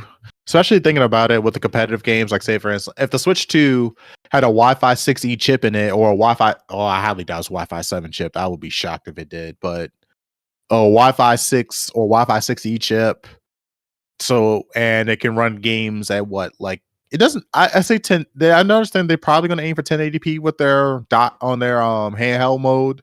Honestly, I think 720p is perfectly fine because the screen is so small that I don't see the benefit for 1080p on a small screen like that. See, the reason the screen is the main reason I said I think it might be 450. Is because I don't think they can release the Switch 2 as a LCD screen again. I think it has to launch as an OLED. I mean, OLED's actually starting to become more common though. When you come to think about it. Yeah, but Nintendo has traditionally gone as cheap as possible, and I don't think they can afford to go as cheap as possible. I think they have to release the Switch 2 as an OLED. I don't think they can do a Switch 2 and then do a Switch 2 OLED, personally. Yeah, I don't think they're going to do that either. I can actually see them. I will say I can definitely see the Switch. Okay, so I think they're going to still keep the micro SD slot to boost to keep storage games. The old Switch games can still work on the Switch 2, which great. Even though for some reasons not all of them, which still puzzles me. They I really do think that performance is probably the biggest thing. I think maybe they can get away with OLED screen with mini OLED screens because I mean it's starting to become like a common thing now. Yeah, even not an OLED screen, they can make. There's like some technology, like I know Ambernick for their devices don't really use OLED screens like that, but they got these other technology that is like really good with like that. It can. You would think it's OLED, but it's not. Okay. So who knows? Well, I we'll have to see. I think they need a better screen than LCD to launch with. I don't think people are going to go for the LCD thing. Man, Nintendo fans are going to play Nintendo games. It's like Nintendo Mario. Oh, where can I play Mario? Switch 2, buying it. Here you go, kids. But I don't disagree, but at the same time, we're living in a generation where people have been more than willing to stay on the previous generation. Yeah, and times are rough. Yeah. I would have to see it. It's like what we have to see because then again, when the Switch came out, like the Vita, the PSP, the last competition was a PSP Vita, which basically flopped, not because of the hardware, because Sony just didn't support it good enough. My kids always touching my shit. Where is my Vita? I always have my Vita sitting right here on my desk. Still a great piece of console. Still great games. As a matter of fact, actually, I'm sorry. There was another game that recently released on PC that was ported from the PSP Vita. It was like Tales of Ours or Tales of Stories. Yeah, that one just came out. That just re-released, right? You talking about that one? The one that just re-released recently? Tales of Grace. That was a Vita game that re-released on PC, and I'm just like, oh my god! I can see why Sony's probably trying to go back into the handheld market. I would argue that the PS Vita, for the time that it released, is the best gaming hardware to ever come out. Like I'm talking about performance versus what was available on the market at the time. There was nothing like the Vita that could compete as far as everything the Vita did at the time. Like there was nothing out there like that. And it was so small, it didn't overheat, it had great battery life, had a great screen, really good feeling your hand. Like it was an awesome piece of technology. I think it was years and years ahead of, when it actually released. Yeah, actually Vita was years ahead of its time, and it's crazy how people in Japan till this day are still playing on it. Still faithfully are playing their PSP Vitas. And it's weird now because it's like Nintendo currently got the mobile gaming market on lock as of right now. They're still the majority, but it's slowly. I think this Nintendo Switch may satisfy the people enough for them not to go over to like the Steam Deck or the ROG Ally or Lenovo Go or Legion Go. Yeah, I think that's what they're targeting. They're starting to realizing there's a lot of people coming on their block. They're stealing their customers. They don't like that. Pop. Here's a Switch 2. Fuck off my block. I run this mobile shit. Yeah, like this I shit you not. This is the premier handheld device ever created. I don't care what anyone tells me. Like there will never be anything like a PS Vita again. Like just for the time it came out and everything that it did, price to performance at the time, we're not gonna see nothing like that again, bro. We're just not. I mean, yeah, we'll see. I mean, for like how much was this Vita when I bought it? I I don't even remember. Actually, it wasn't I think 500. it was like no, it was like 250. Yeah, that's what I'm saying. That's what I'm saying. For price to performance and everything, like, bro. If you took inflation today, the PlayStation Vita would have ran for it would have been like around 350 if it was if you include and inflation today. That's still amazing. This is more powerful than a Nintendo Switch. Like, and you disagree? Yeah, actually, bro, it's No. Well, it was on par. It's on par with the Tegra chip because the Tegra chip was able to run Borderlands 2 perfectly fine, just like the Vita, and there actually is comparisons. You can remote play PS4 games on. I don't know about PS5, but I know you can remote play PS4 games on here. Yeah, I know. I'm aware. Yeah, so that's what I'm saying. Like, this is better than the fucking Portal. Our phones are better than the Portal. Okay? The screen might be smaller, but yeah, this is hot shit right here. This is hot shit, bro. This is the crowning achievement of Sony, bro. For when it came out, that was a good ass piece of hardware. That's all I'm gonna say. And you know what's the crazy thing about that? That was actually the hardest. That's still till this day the hardest device to emulate is the PSP Vita. I believe they literally broke the PSP Vita in 2002. I mean, no, 2000. It was 2022. They finally broke the Vita and was able to make an emulator for it. Huh. It took them years to break that thing. Okay. When you talk about actually Nintendo needs to take a page out of Sony's book when it comes to securing their hardware, because Sony had that Vita was on lock with all of its IPs. Yeah, I got to give the Vita credit, man. It was definitely premium for the time that it released, and it probably still is like premium in some regards, you know, for everything that it does within the PlayStation ecosystem to this day. The fact that you can still remote play like current gen games on there and get a decent image quality is unique. Well, I will say this: Nintendo don't have to worry about remote play because they can run all their old backwards paddle games natively on the Switch. And the biggest thing is I think the Nintendo Switch is actually it's going to be fun games and it's going to be battery life, because a lot of these like PC gaming to go hardwares like the Steam Deck, ROG Ally, Legion Go, all that stuff. Yes, they can play the AAA games, but them AAA games, the PC games, be killing those batteries within like 2 hours. Yeah, and the Lenovo is so big. Like that thing is fat. It is huge. Like and even like Android gaming or like mobile gaming can somewhat compete with Nintendo with the Switch, and I believe it will compete with Switch 2 as far as like playing games as battery life. But the problem is that one, it's your phone. It literally has all the market, and it's nothing but a bunch of gacha games. So the best mobile gaming experience may still go to the Switch, and the Switch 2 may reestablish itself or reintroduce itself as like, look here, motherfuckers, I was the mobile gaming giant 2016, 2017, 2018. See, I don't consider these gaming handhelds a mobile device. If I was actually using it as a mobile device, I would probably hate it. But like if I had like a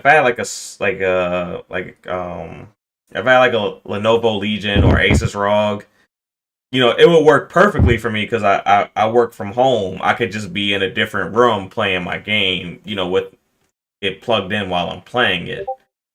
But yeah, I was about to say, like, but you know, but you're not doing like AAA gaming on that, are you? No. So what I do is sometimes, well, you already saw my one game, which you have rightfully questioned me. Actually, it's funny because my girlfriend also questioned me. She calls it my little waifu game. Yeah. But you also have, but besides that, I do stream my games on here. It works as a tablet, so I can watch YouTube, and yeah, just I can slap a controller on it. Yeah. and it's a decent mobile gaming experience.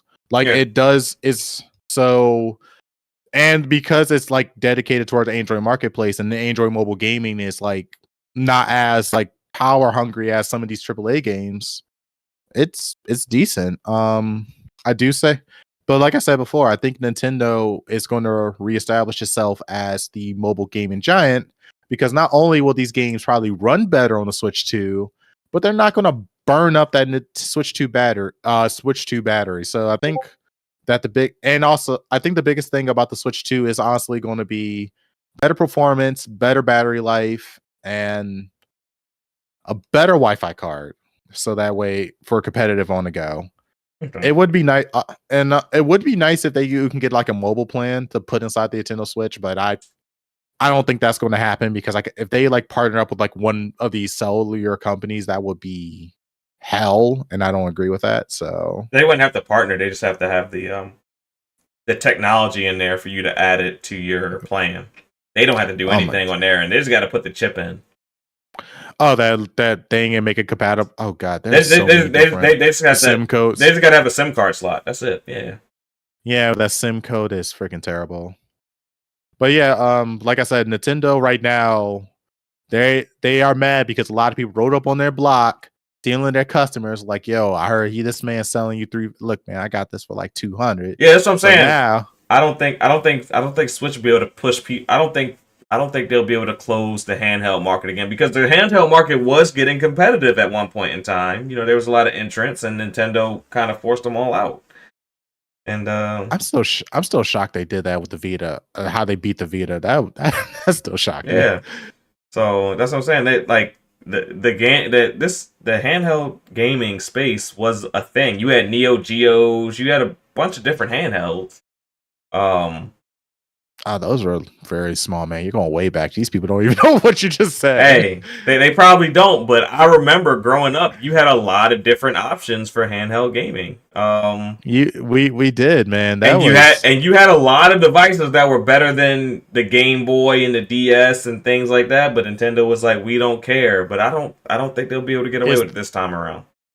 Yeah, because especially with their IPs, and oh god forbid it, because I know Power World is already working on a mobile port. Holy Nintendo doesn't like that. That would be nasty if Power No, they already confirmed it. They already confirmed no, it. I'm saying, but Power World on the Switch will be nasty work. I'm just telling you. Nah, Nintendo's not doing that. That's what I'm saying. That would be nasty if that happened. There would be blood in the streets. It would be. It'd be blood in the streets. But I'm just curious to see. I think what happened is that Nintendo went back to their trap house. They start making their Nintendo Switch 2. They got this new product. They're going to come on the block, and they're about to reclaim their block for handheld market. That's what they're playing. The one thing I will say is Nintendo is smart as shit for releasing their console right when everybody's getting their tax refund checks. They know what they're doing. Oh, they know what they're doing. I guarantee you, it's going to be like $350. $350. At minimum. Even if it's $450, even if it's $450, people won't care because they got that tax money. And what do they say? Nintendo's gonna release more information by April, second week of April. Yeah. So probably that's after my birthday. So your pre-orders will probably start in April. Well, I mean, I'd be funny if they just did a day one release where as soon as they did an announcement, oh, by the way, our Switch is out today, and then you just watch people flood all the stores. I'm sure Nintendo would be the most hated brand in the world by retail employees, because they would be in trouble that day. Yeah. But yeah, I think we killed this. This topic actually went on a little bit longer than what I thought it would. But we can jump into our final topic of today, and this topic is actually going to have a little video with it. But apparently, in the land of Rumorville, we may have gotten a reveal. Well, first, it's been put out there that Xbox has a 5th game at the developer direct. That's the one rumor that we have. Oh, no, I'm stopping my camera. Oh, I'm about to say, I'm about to go grab my tea. So there's rumors that there may be a fifth game at the developer direct, which is kind of exciting to me. Because if there is a fifth game, I'm holding out hope that we'll get the news that Final Fantasy Remake at minimum will be coming to the Xbox. I think that would be a great announcement. If that were to take place, and I think that might be the announcement if there is a fifth game. But additionally, there looks like there was a marketing thing. I don't know 100% where it came from, but it looks like the fourth secret game that's a Japanese IP from a loved franchise may have been revealed. And I am going to share the video so we can all kind of react to it together. I didn't say anything to Nappy about it.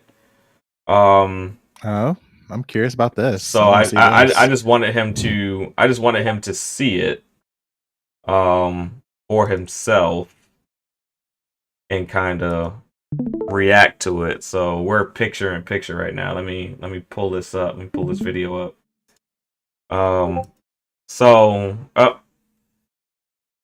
Doom? Yeah, so this is where it starts. Hold on. It's not showing up for them for some reason. Hold on. Hold up 1 second. Let me do this. Let me do this. I want everyone to kind of see it at the same time. So what we got here? Do I have a extra screen thing here? I think I do on one of these panes. Give me a second. No, we're not doing intros. We're done with that.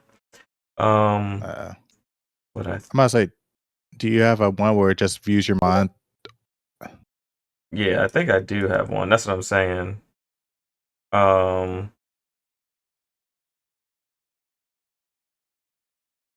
Let's see. Give me a second. Take that off. And let's see. I think I do. Hold on. All right. Oh, and what we got here? Oh, so I'm halfway there. No, I'm not halfway there. Let me do this. No, why don't you on the upper right hand? There's like you can go from grid mode to like focus mode. Would that work? Grid mode to I don't know. Trying to figure it out. Oh well. Let me just do this. I'm gonna drop the link in the chat and I'll let you share it since mine wants to act up. Sure. Let me share it in the. I'm gonna copy the link and I'll drop it in the VGP.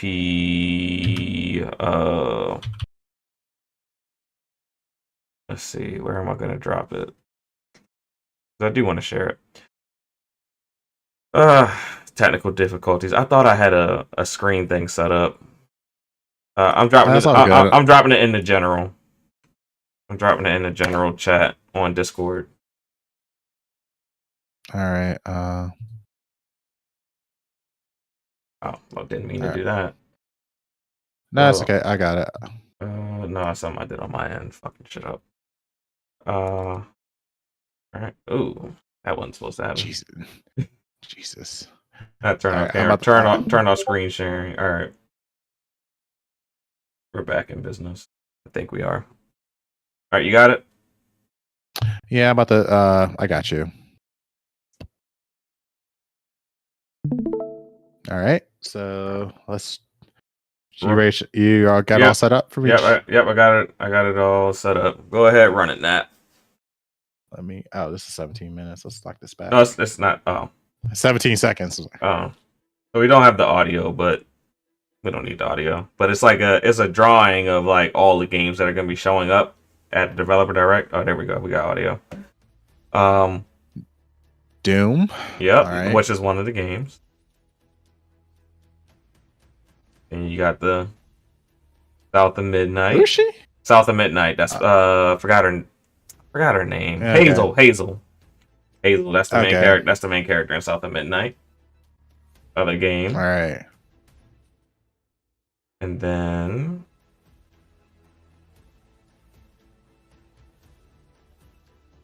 I see swords. Immortal I feel like 33. I saw this, That's Immortal Yeah, I was about to 33. I remember they were working on this. I forgot all about No, this no, that's project. not Immortal 30. That's Expedition 33. Expedition 33. Yeah, I remember there was like some sci-fi world type Yeah. thing. And then this is the secret game. What? The secret game. Ninja Gaiden? Ninja Gaiden apparently may be the secret game that we're getting at the developer direct. How do you feel after seeing that? What? Oh, that Ninja Gaiden. Oh wow, I wasn't expecting that one. I mean, we don't know for sure until it's actually Thursday, but if it's Ninja Gaiden, oh my Gaiden, I don't know how they pronounce it. I mean, some people, pronounce it differently. But if it's Ninja Gaiden, oh my What gosh, is this guy? that is gonna be crazy. Idle Sloth, he works in the apparently Thursday they're gonna announce a brand new Ninja Gaiden. That's what it looks like based on the promo. Like I said, I wasn't able to get the lockdown that's like directly from Xbox, but it looked like Xbox marketing. That looked professional. That'd actually be really good. That Yeah. Ninja Gaiden game? How- Okay. How would you feel if you saw Ninja Gaiden on Thursday coming back? That'll be great. Like I said, I wonder if would it be as hard as like I remember my first Ninja Gaiden game and I sucked ass. It was oh my Hold god. on, when was But your first Ninja Gaiden game? Because Ninja Gaiden's been around since like Sega Genesis. So I got in a little bit late. So I really wasn't into Ninja Gaiden until like the 360 era. Okay, So, but when I did, but that was a great oh, my, that was a great time to get into it though. oh my god, did I get my? I was like, oh, this looks like it could play like Devil May Cry. Nah, Ninja Gaiden was I- Ninja Gaiden's was Souls before Souls, basically. it really was like I was not ready. I was not ready, but I played it again. I couldn't stop playing it.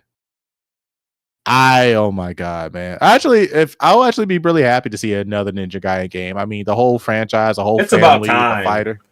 It's Yeah, it definitely is. about time. A long forgotten IP. They bring it back, and is that going to be an exclusive? To it So probably is if Xbox is typically- spending money. Typically, we haven't seen a multi-plat at the developer direct. Typically, as far as like from first party, I don't think any of them have been multi-plat yet. But Doom is going to be multi-plat, so that we know Doom for sure is multi-plat, and that's going to be there. So I mean, I would think it would be exclusive for a period at minimum. Like I could see it being a 6, like Indiana Jones at worst. I can see. So I think at worst it's a 6-month exclusive. But if that's Ninja Gaiden, man, coming back, oh my That would be a gosh.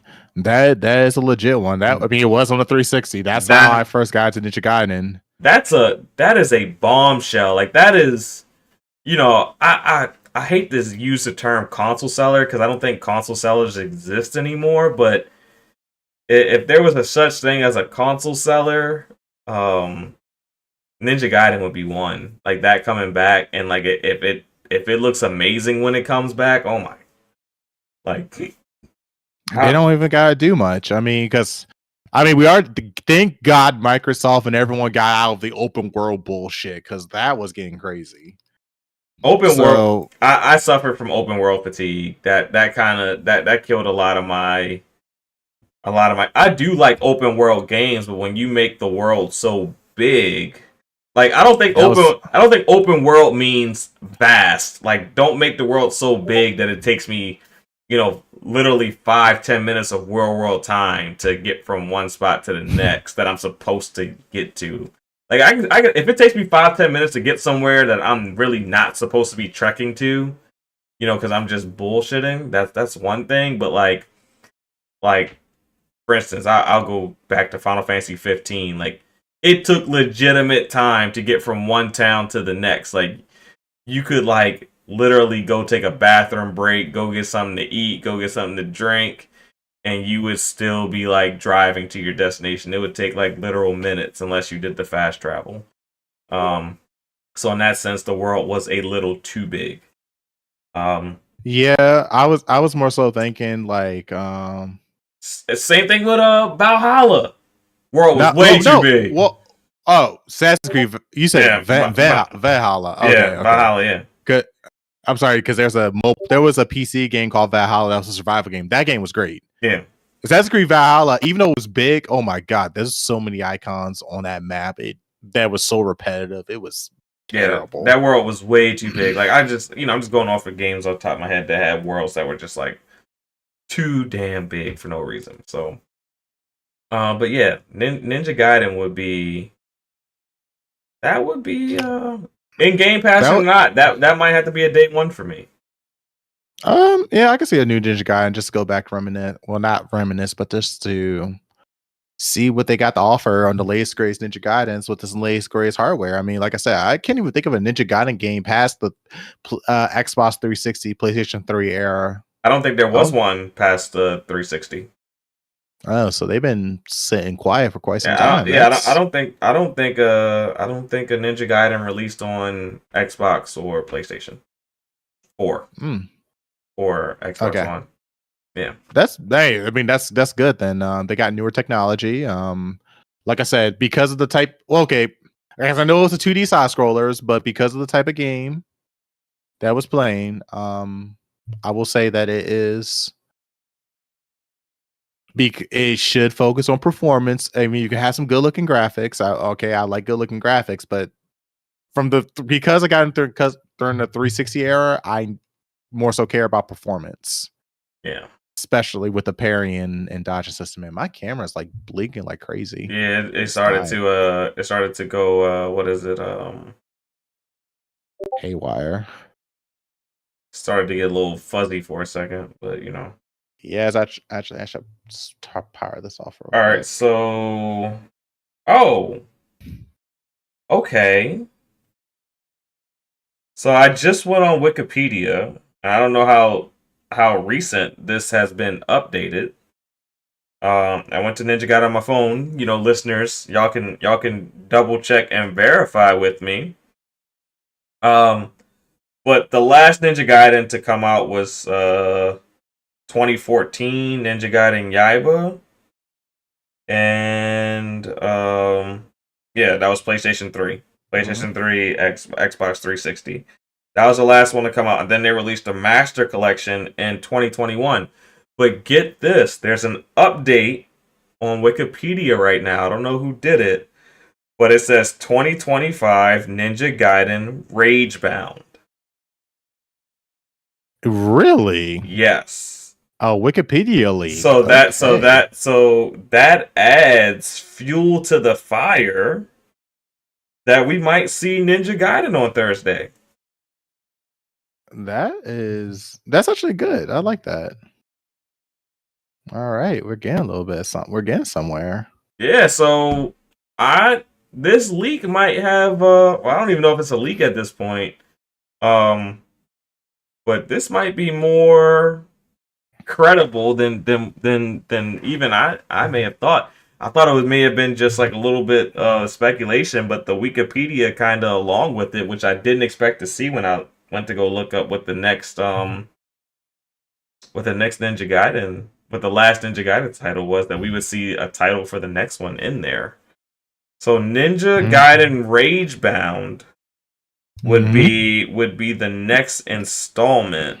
The link isn't clickable. I'm about to Google Ninja Gaiden Ragebound, see what pops up. Make sure it's not a Oh, apparently this is on Steam. Ninja Gaiden Rage. It is? Yeah, there's a trailer for it. Let me check. It's a side. Let Ragebound is a side scroller that is supposed to be coming okay, out.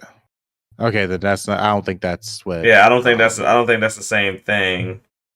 And there's something on PlayStation blog about Ragebound coming in 2025. So there's a AAA and a re-release of their old. It was. Let's see. Ninja Gaiden Master Collection, Ragebound. Yeah. yeah. Right. Yeah, it's coming. It's coming in 2025. It's. Is this a re-release or is this like a brand new Ninja Gaiden? Yeah, so yeah, that'd be pretty dope if it was a new one. But I think there's so many possibilities because Xbox 360 has so many strong Japanese games back in the day. It'll be interesting to see what this ends up being, for sure. Let's see what the I'm gonna go back to the chat. And he made a really good point back on our last topic about how inflation would have been for the PS3, and inflation with the PS3 would be about $750 to $800 because it released Hey, look at that! At least at The 600 PlayStation back in Plus. the day when we were talking about inflation. And yeah, if they add DOA characters to Ninja Gaiden as DLC, I will definitely be getting that Kasumi. She has a soft spot in my heart from my days of DOA back in the day. Especially, they need to re-release beach volleyball. That with all the waifu, with all the waifu craze going on. Oh yeah, with that Korean game and mobile games are starting to catch on it. Yeah, they need to re-release Dead or Alive beach volleyball. Yeah, I can see that. Beach volleyball is the first game to make physics important. For the jiggle physics they had back in the day.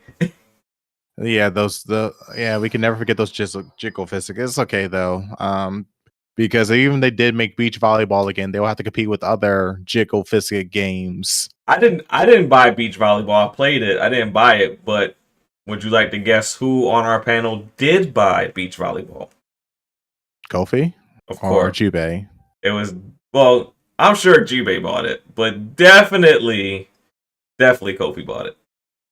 I'd have to ask Jubei if he bought it. Yeah. Well, I can't even say nothing because I already got you already know my Snowbreak Containment Zone is my mobile waifu game. Well, they turned to a waifu game. Literally got rid of all their male characters. But that would be cool though if I could see that if they did like an old Ninja Gaiden or took DOA skins or characters and put them in Ninja Gaiden, that would be interesting. I wonder how that would mix. I love it. I would love it. Just give me all of it. I'll take it. Yes. But that would make my Thursday if I got Final Fantasy Remake on Xbox, which I've already beaten like 10 times. Give me that on Xbox so I don't got to play it on PlayStation no more because I haven't turned on my PlayStation since I beat Remake. Since I beat Rebirth. I haven't turned on my PlayStation. I'm getting Rebirth this week, actually. That's going to be... Congratulations. It's my turn. Did you beat Remake? I already beat Remake, yeah. Okay.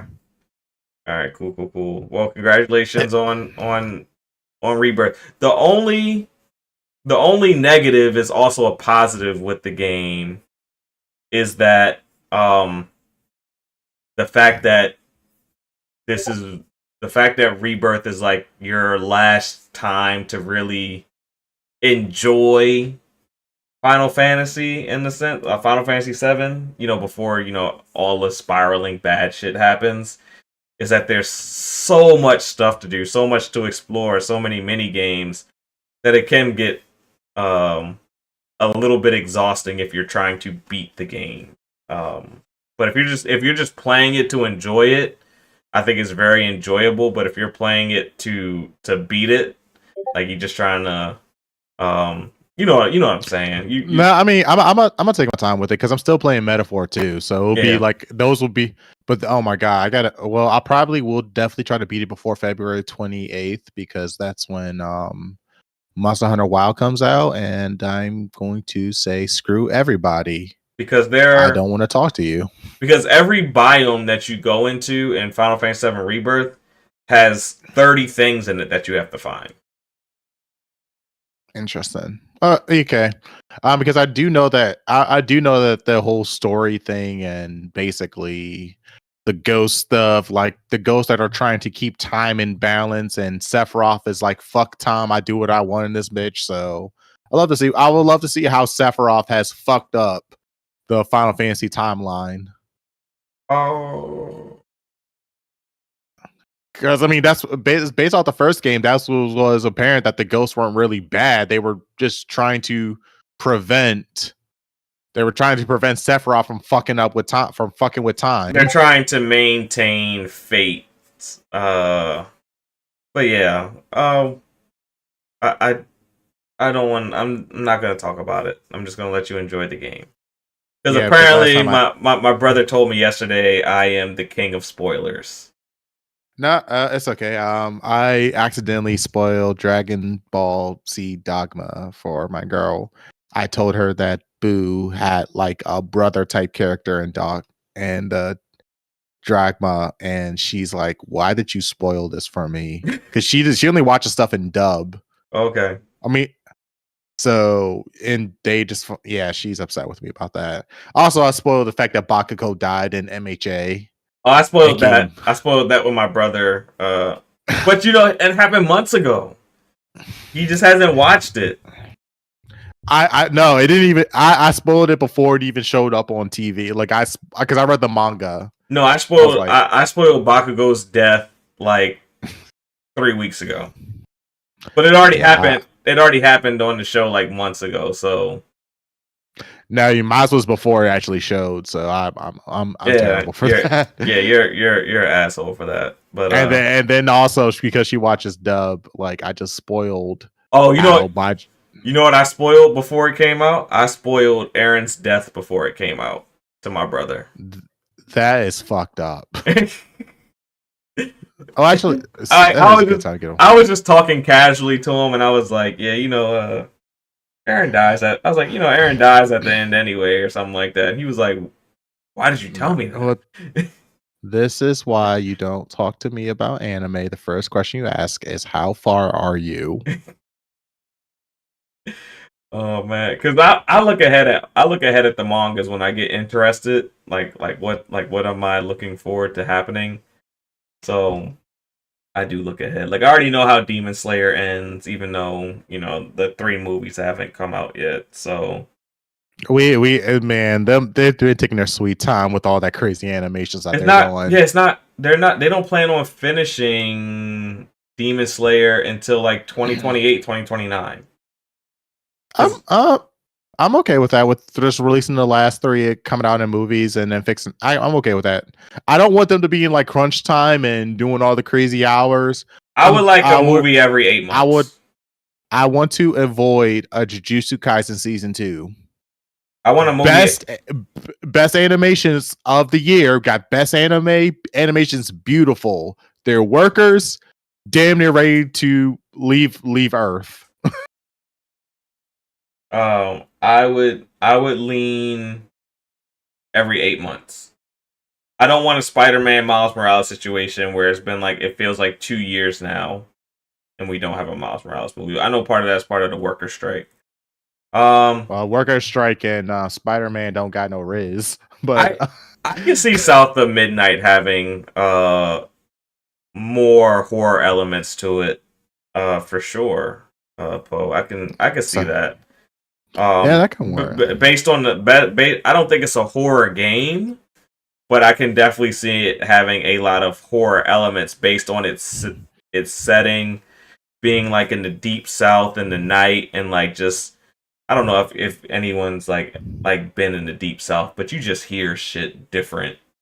Like, be fucking with the If- with the gators, if going you're and walking in a swamp. if you're what do they call it, like a city slicker or whatever like that. That's what you call you back in the day if you were from the city. If you're a city slicker and you go to the country, you definitely could be surprised by some of the sounds that you hear at night and things like. So I can see it having some horror elements for sure. But I don't know. I'm really looking forward to that game. Xbox is having such a. I feel like 2025 is such a unique year for them. Like there's such a diverse amount of games coming from them from a first party perspective, whether it be like a South of Midnight, a Doom. I think Fable is rumored to release this year. Then you got Outer Worlds 2. It's like so many different genres and then so many different tones and styles within the genres of games that they're releasing. Avowed releases in 3 weeks.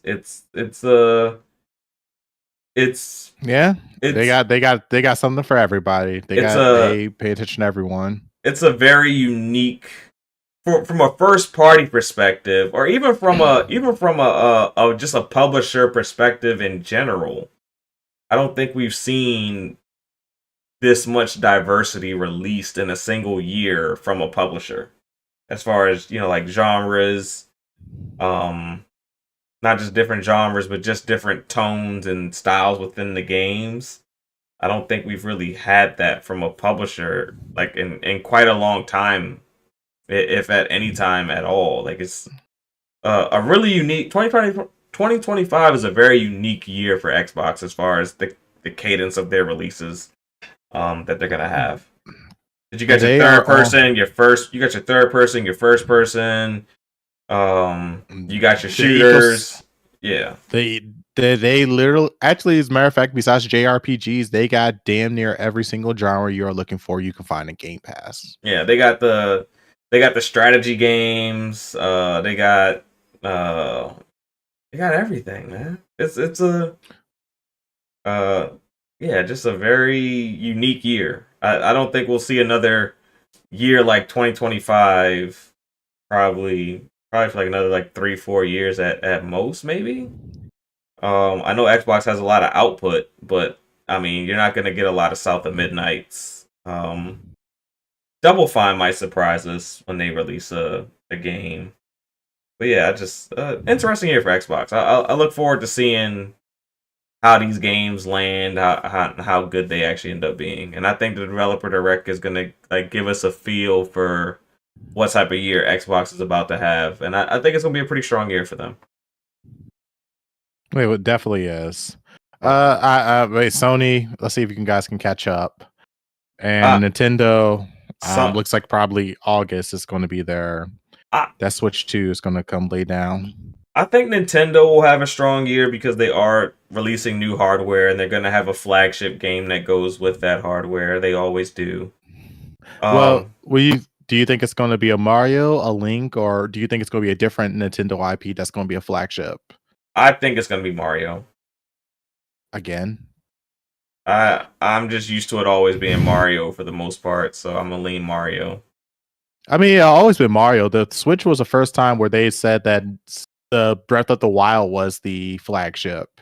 Yeah, but I don't think Hmm? that can happen again. I don't think there's going to be a new Zelda. I think if anything, you would like remaster Breath of the Wild for the Switch 2. Yeah, Switch 2 mode. Yeah, so that's the most that I think you'll see is like a Skyward Sword type situation where, just a better version of it releases on the new hardware. Yeah, I think it'll be a Mario game, whether it's Mario Kart or like a Mario Odyssey 2 or something like that. That's what I would lean. Well, we will see. But Xbox right now, they got everything all locked. Who knows? Maybe by the end of 2025, you may get your Xbox TV. Built-in Xbox inside your TV. Well, it's already on. They already announced it for LG, so now you have a Xbox app built into your Samsung and LG TVs. And those are the two biggest TV manufacturers, I believe. The most expensive. They need to they need to put some shit on their lower brands tiers too. Yeah, but I still think it's the top selling TV. And Samsung does make cheap TVs.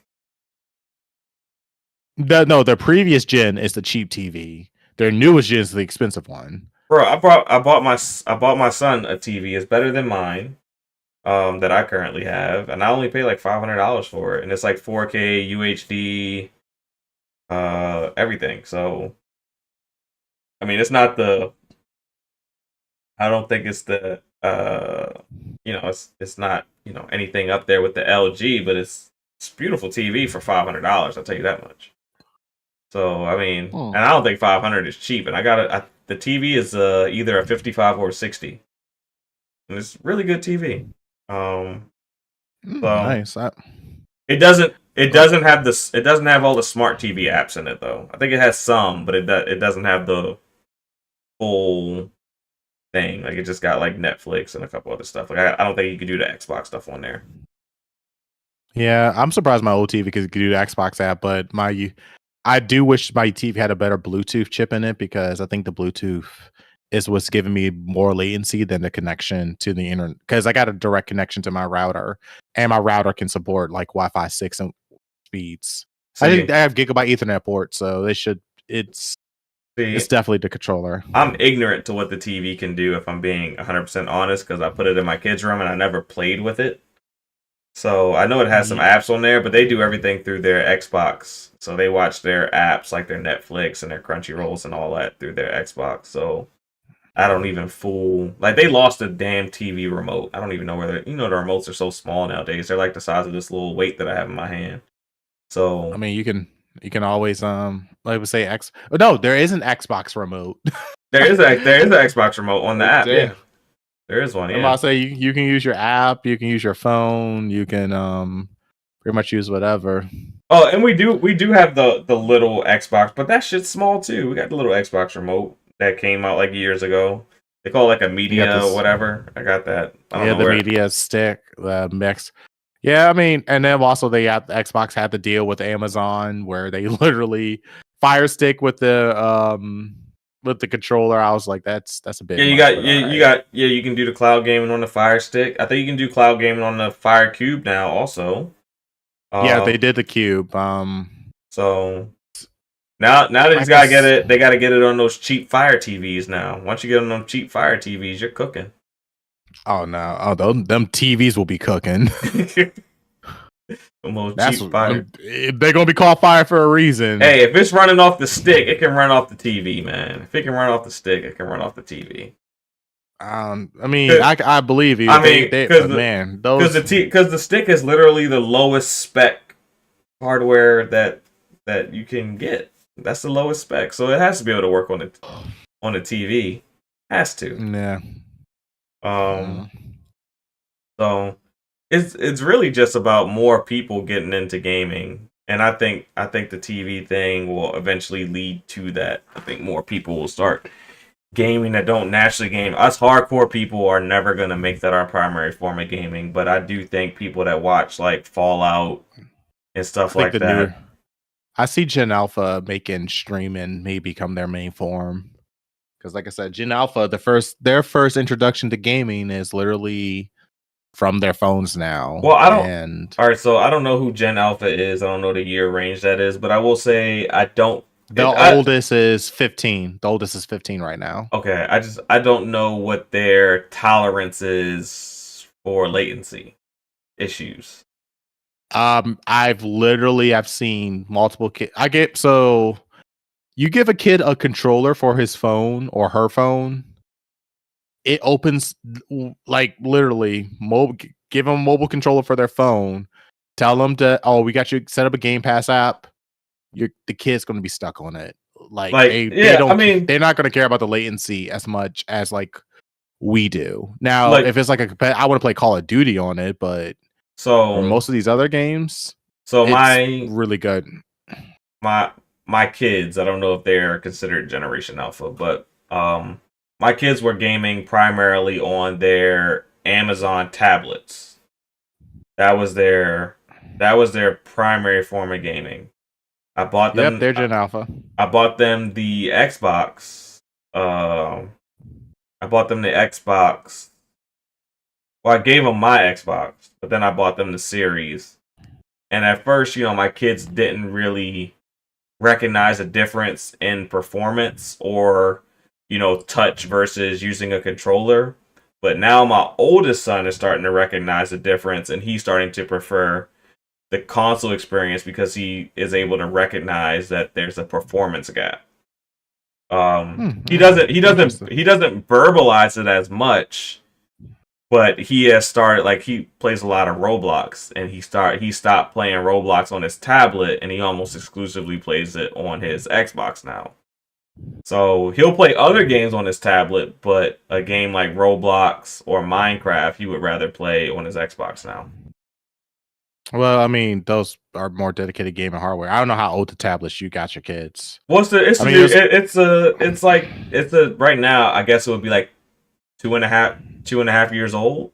I got the Fire tablets. I got them the Fire tablets. Oh, you got them Fire tab. Okay. When they switched over to USB-C is when I got them the Fire tablets, because I traded them in and I upgraded them to the ones with the USB-C charger, because the regular USB charger, it was taking like 3.5 hours for it to get a full charge, and I was like, yeah, this is like the Stone Ages. I can't be doing this no more. Yeah, micro USB, man. Rest in peace, micro USB. Yeah, micro USB was killing me. Yeah, well, Xbox. Good luck to you, Xbox. You look like you got a good year ahead of you. Sony, I'm praying for you, Sony. Nintendo, I understand you cooking up dope with the Uzi, and you about to come out on the block with your new product. So let's see if you can take your block back. Because big Steam out here, and yeah, and they not playing in these handheld streets. Yeah, Valve is literally stepped all up on Nintendo's block. Well, like, I got a better product that can play your games better than your product. They got blue magic. They got that blue magic. Yep. So, but with that said, that pretty much wraps up today's episode of the Vitamin G podcast. We appreciate everybody for coming out. We're gonna roll into our outros, let you know where you can find us throughout the week, and get out of here. So, Nappy, where can people find you? Are you going to be playing anything unique this week? Yes. So for you guys, this week I actually have a couple of controller reviews are going to come out this week. I kind of pushed them a little bit further back because America had this inauguration and everyone's been paying attention to it. So I figured maybe I should release my videos a little bit later, give it some room to breathe. You can find me here on YouTube. Games I'm going to be playing is, of course, Enshrouded, of course, Metaphor. I play a little bit of Call of Duty here and there. Not really. I'm starting to see the issues with Call of Duty. Also, I'm going to ask for mobile gaming.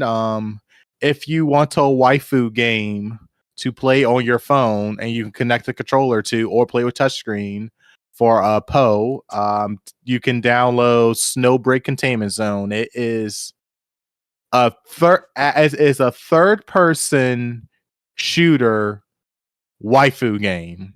It was a harem game. It wasn't like that at first, but the developers decided to take out all the male characters, replace them with female characters. You're the only male character, and now all the operatives like you. Oh. And then they made these sexy skins. Like this is a sexy skin that they made, and it's literally saved the game. So that's actually a great mobile, even though it is a gacha game, it's still a great mobile gacha game. Also, Punishing Gray Raven, I do play that as well. That's another mobile gacha game that actually has a very generous gacha system compared to other gacha games. Okay. So, yeah, those are all the games I'm playing, and then you guys have a good week. All right. And it's your boy Pharaoh. You can find me tomorrow on Point for Gamers. And they actually kidnapped me for another day. Thursday, I will be there doing a reaction to the Developer Direct. So you can find me on their channel twice this week, on Tuesday and Thursday. All right. But other than that, hey guys, thank you for coming out, getting your weekly dose of that vitamin G. We are out. Peace. See ya later. See ya. I'm on the outside looking in, and I wanna be back on the inside. I don't wanna be left on the outside, all alone.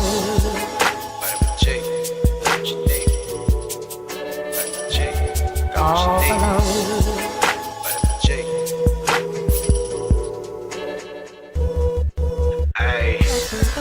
You rockin' with beats, discussing the heat in the streets. Take over the west and the east. I got what you need, a dose of this vitamin G. You rockin' with beats, discussing the heat in the streets. Take over the west and the east. I got what you need, a dose of this vitamin G. You rockin' with beats, discussing the heat in the streets. Take over the west and the east. I got what you need, a dose of this vitamin G. Rockin' with beats, discussing the heat in the streets. I got what you need, a dose of this vitamin G. You rockin' with beats, discussing the heat in the streets. I got what you need, a dose of this vitamin G. You rockin' with beats, discussing the heat in the streets. Take over the west and the east. I got what you need, a dose of this vitamin G. Vitamin G. Vitamin G. Got what you need. I'm on the outside looking in, and I wanna be back on the inside. I don't wanna be left on the outside, all alone. Vitamin G. Got what you need. Vitamin G. Got what you need. All Vitamin alone. G. Discussing that heat in the street. Hey, we got just what you need on Vitamin G. You rockin' with beats, discussing the heat in the streets. Take over the west and the east. I got what you need, a dose of this vitamin G. You rockin' with beats, discussing the heat in the streets. Take over the west and the east. I got what you need, a dose of this vitamin G.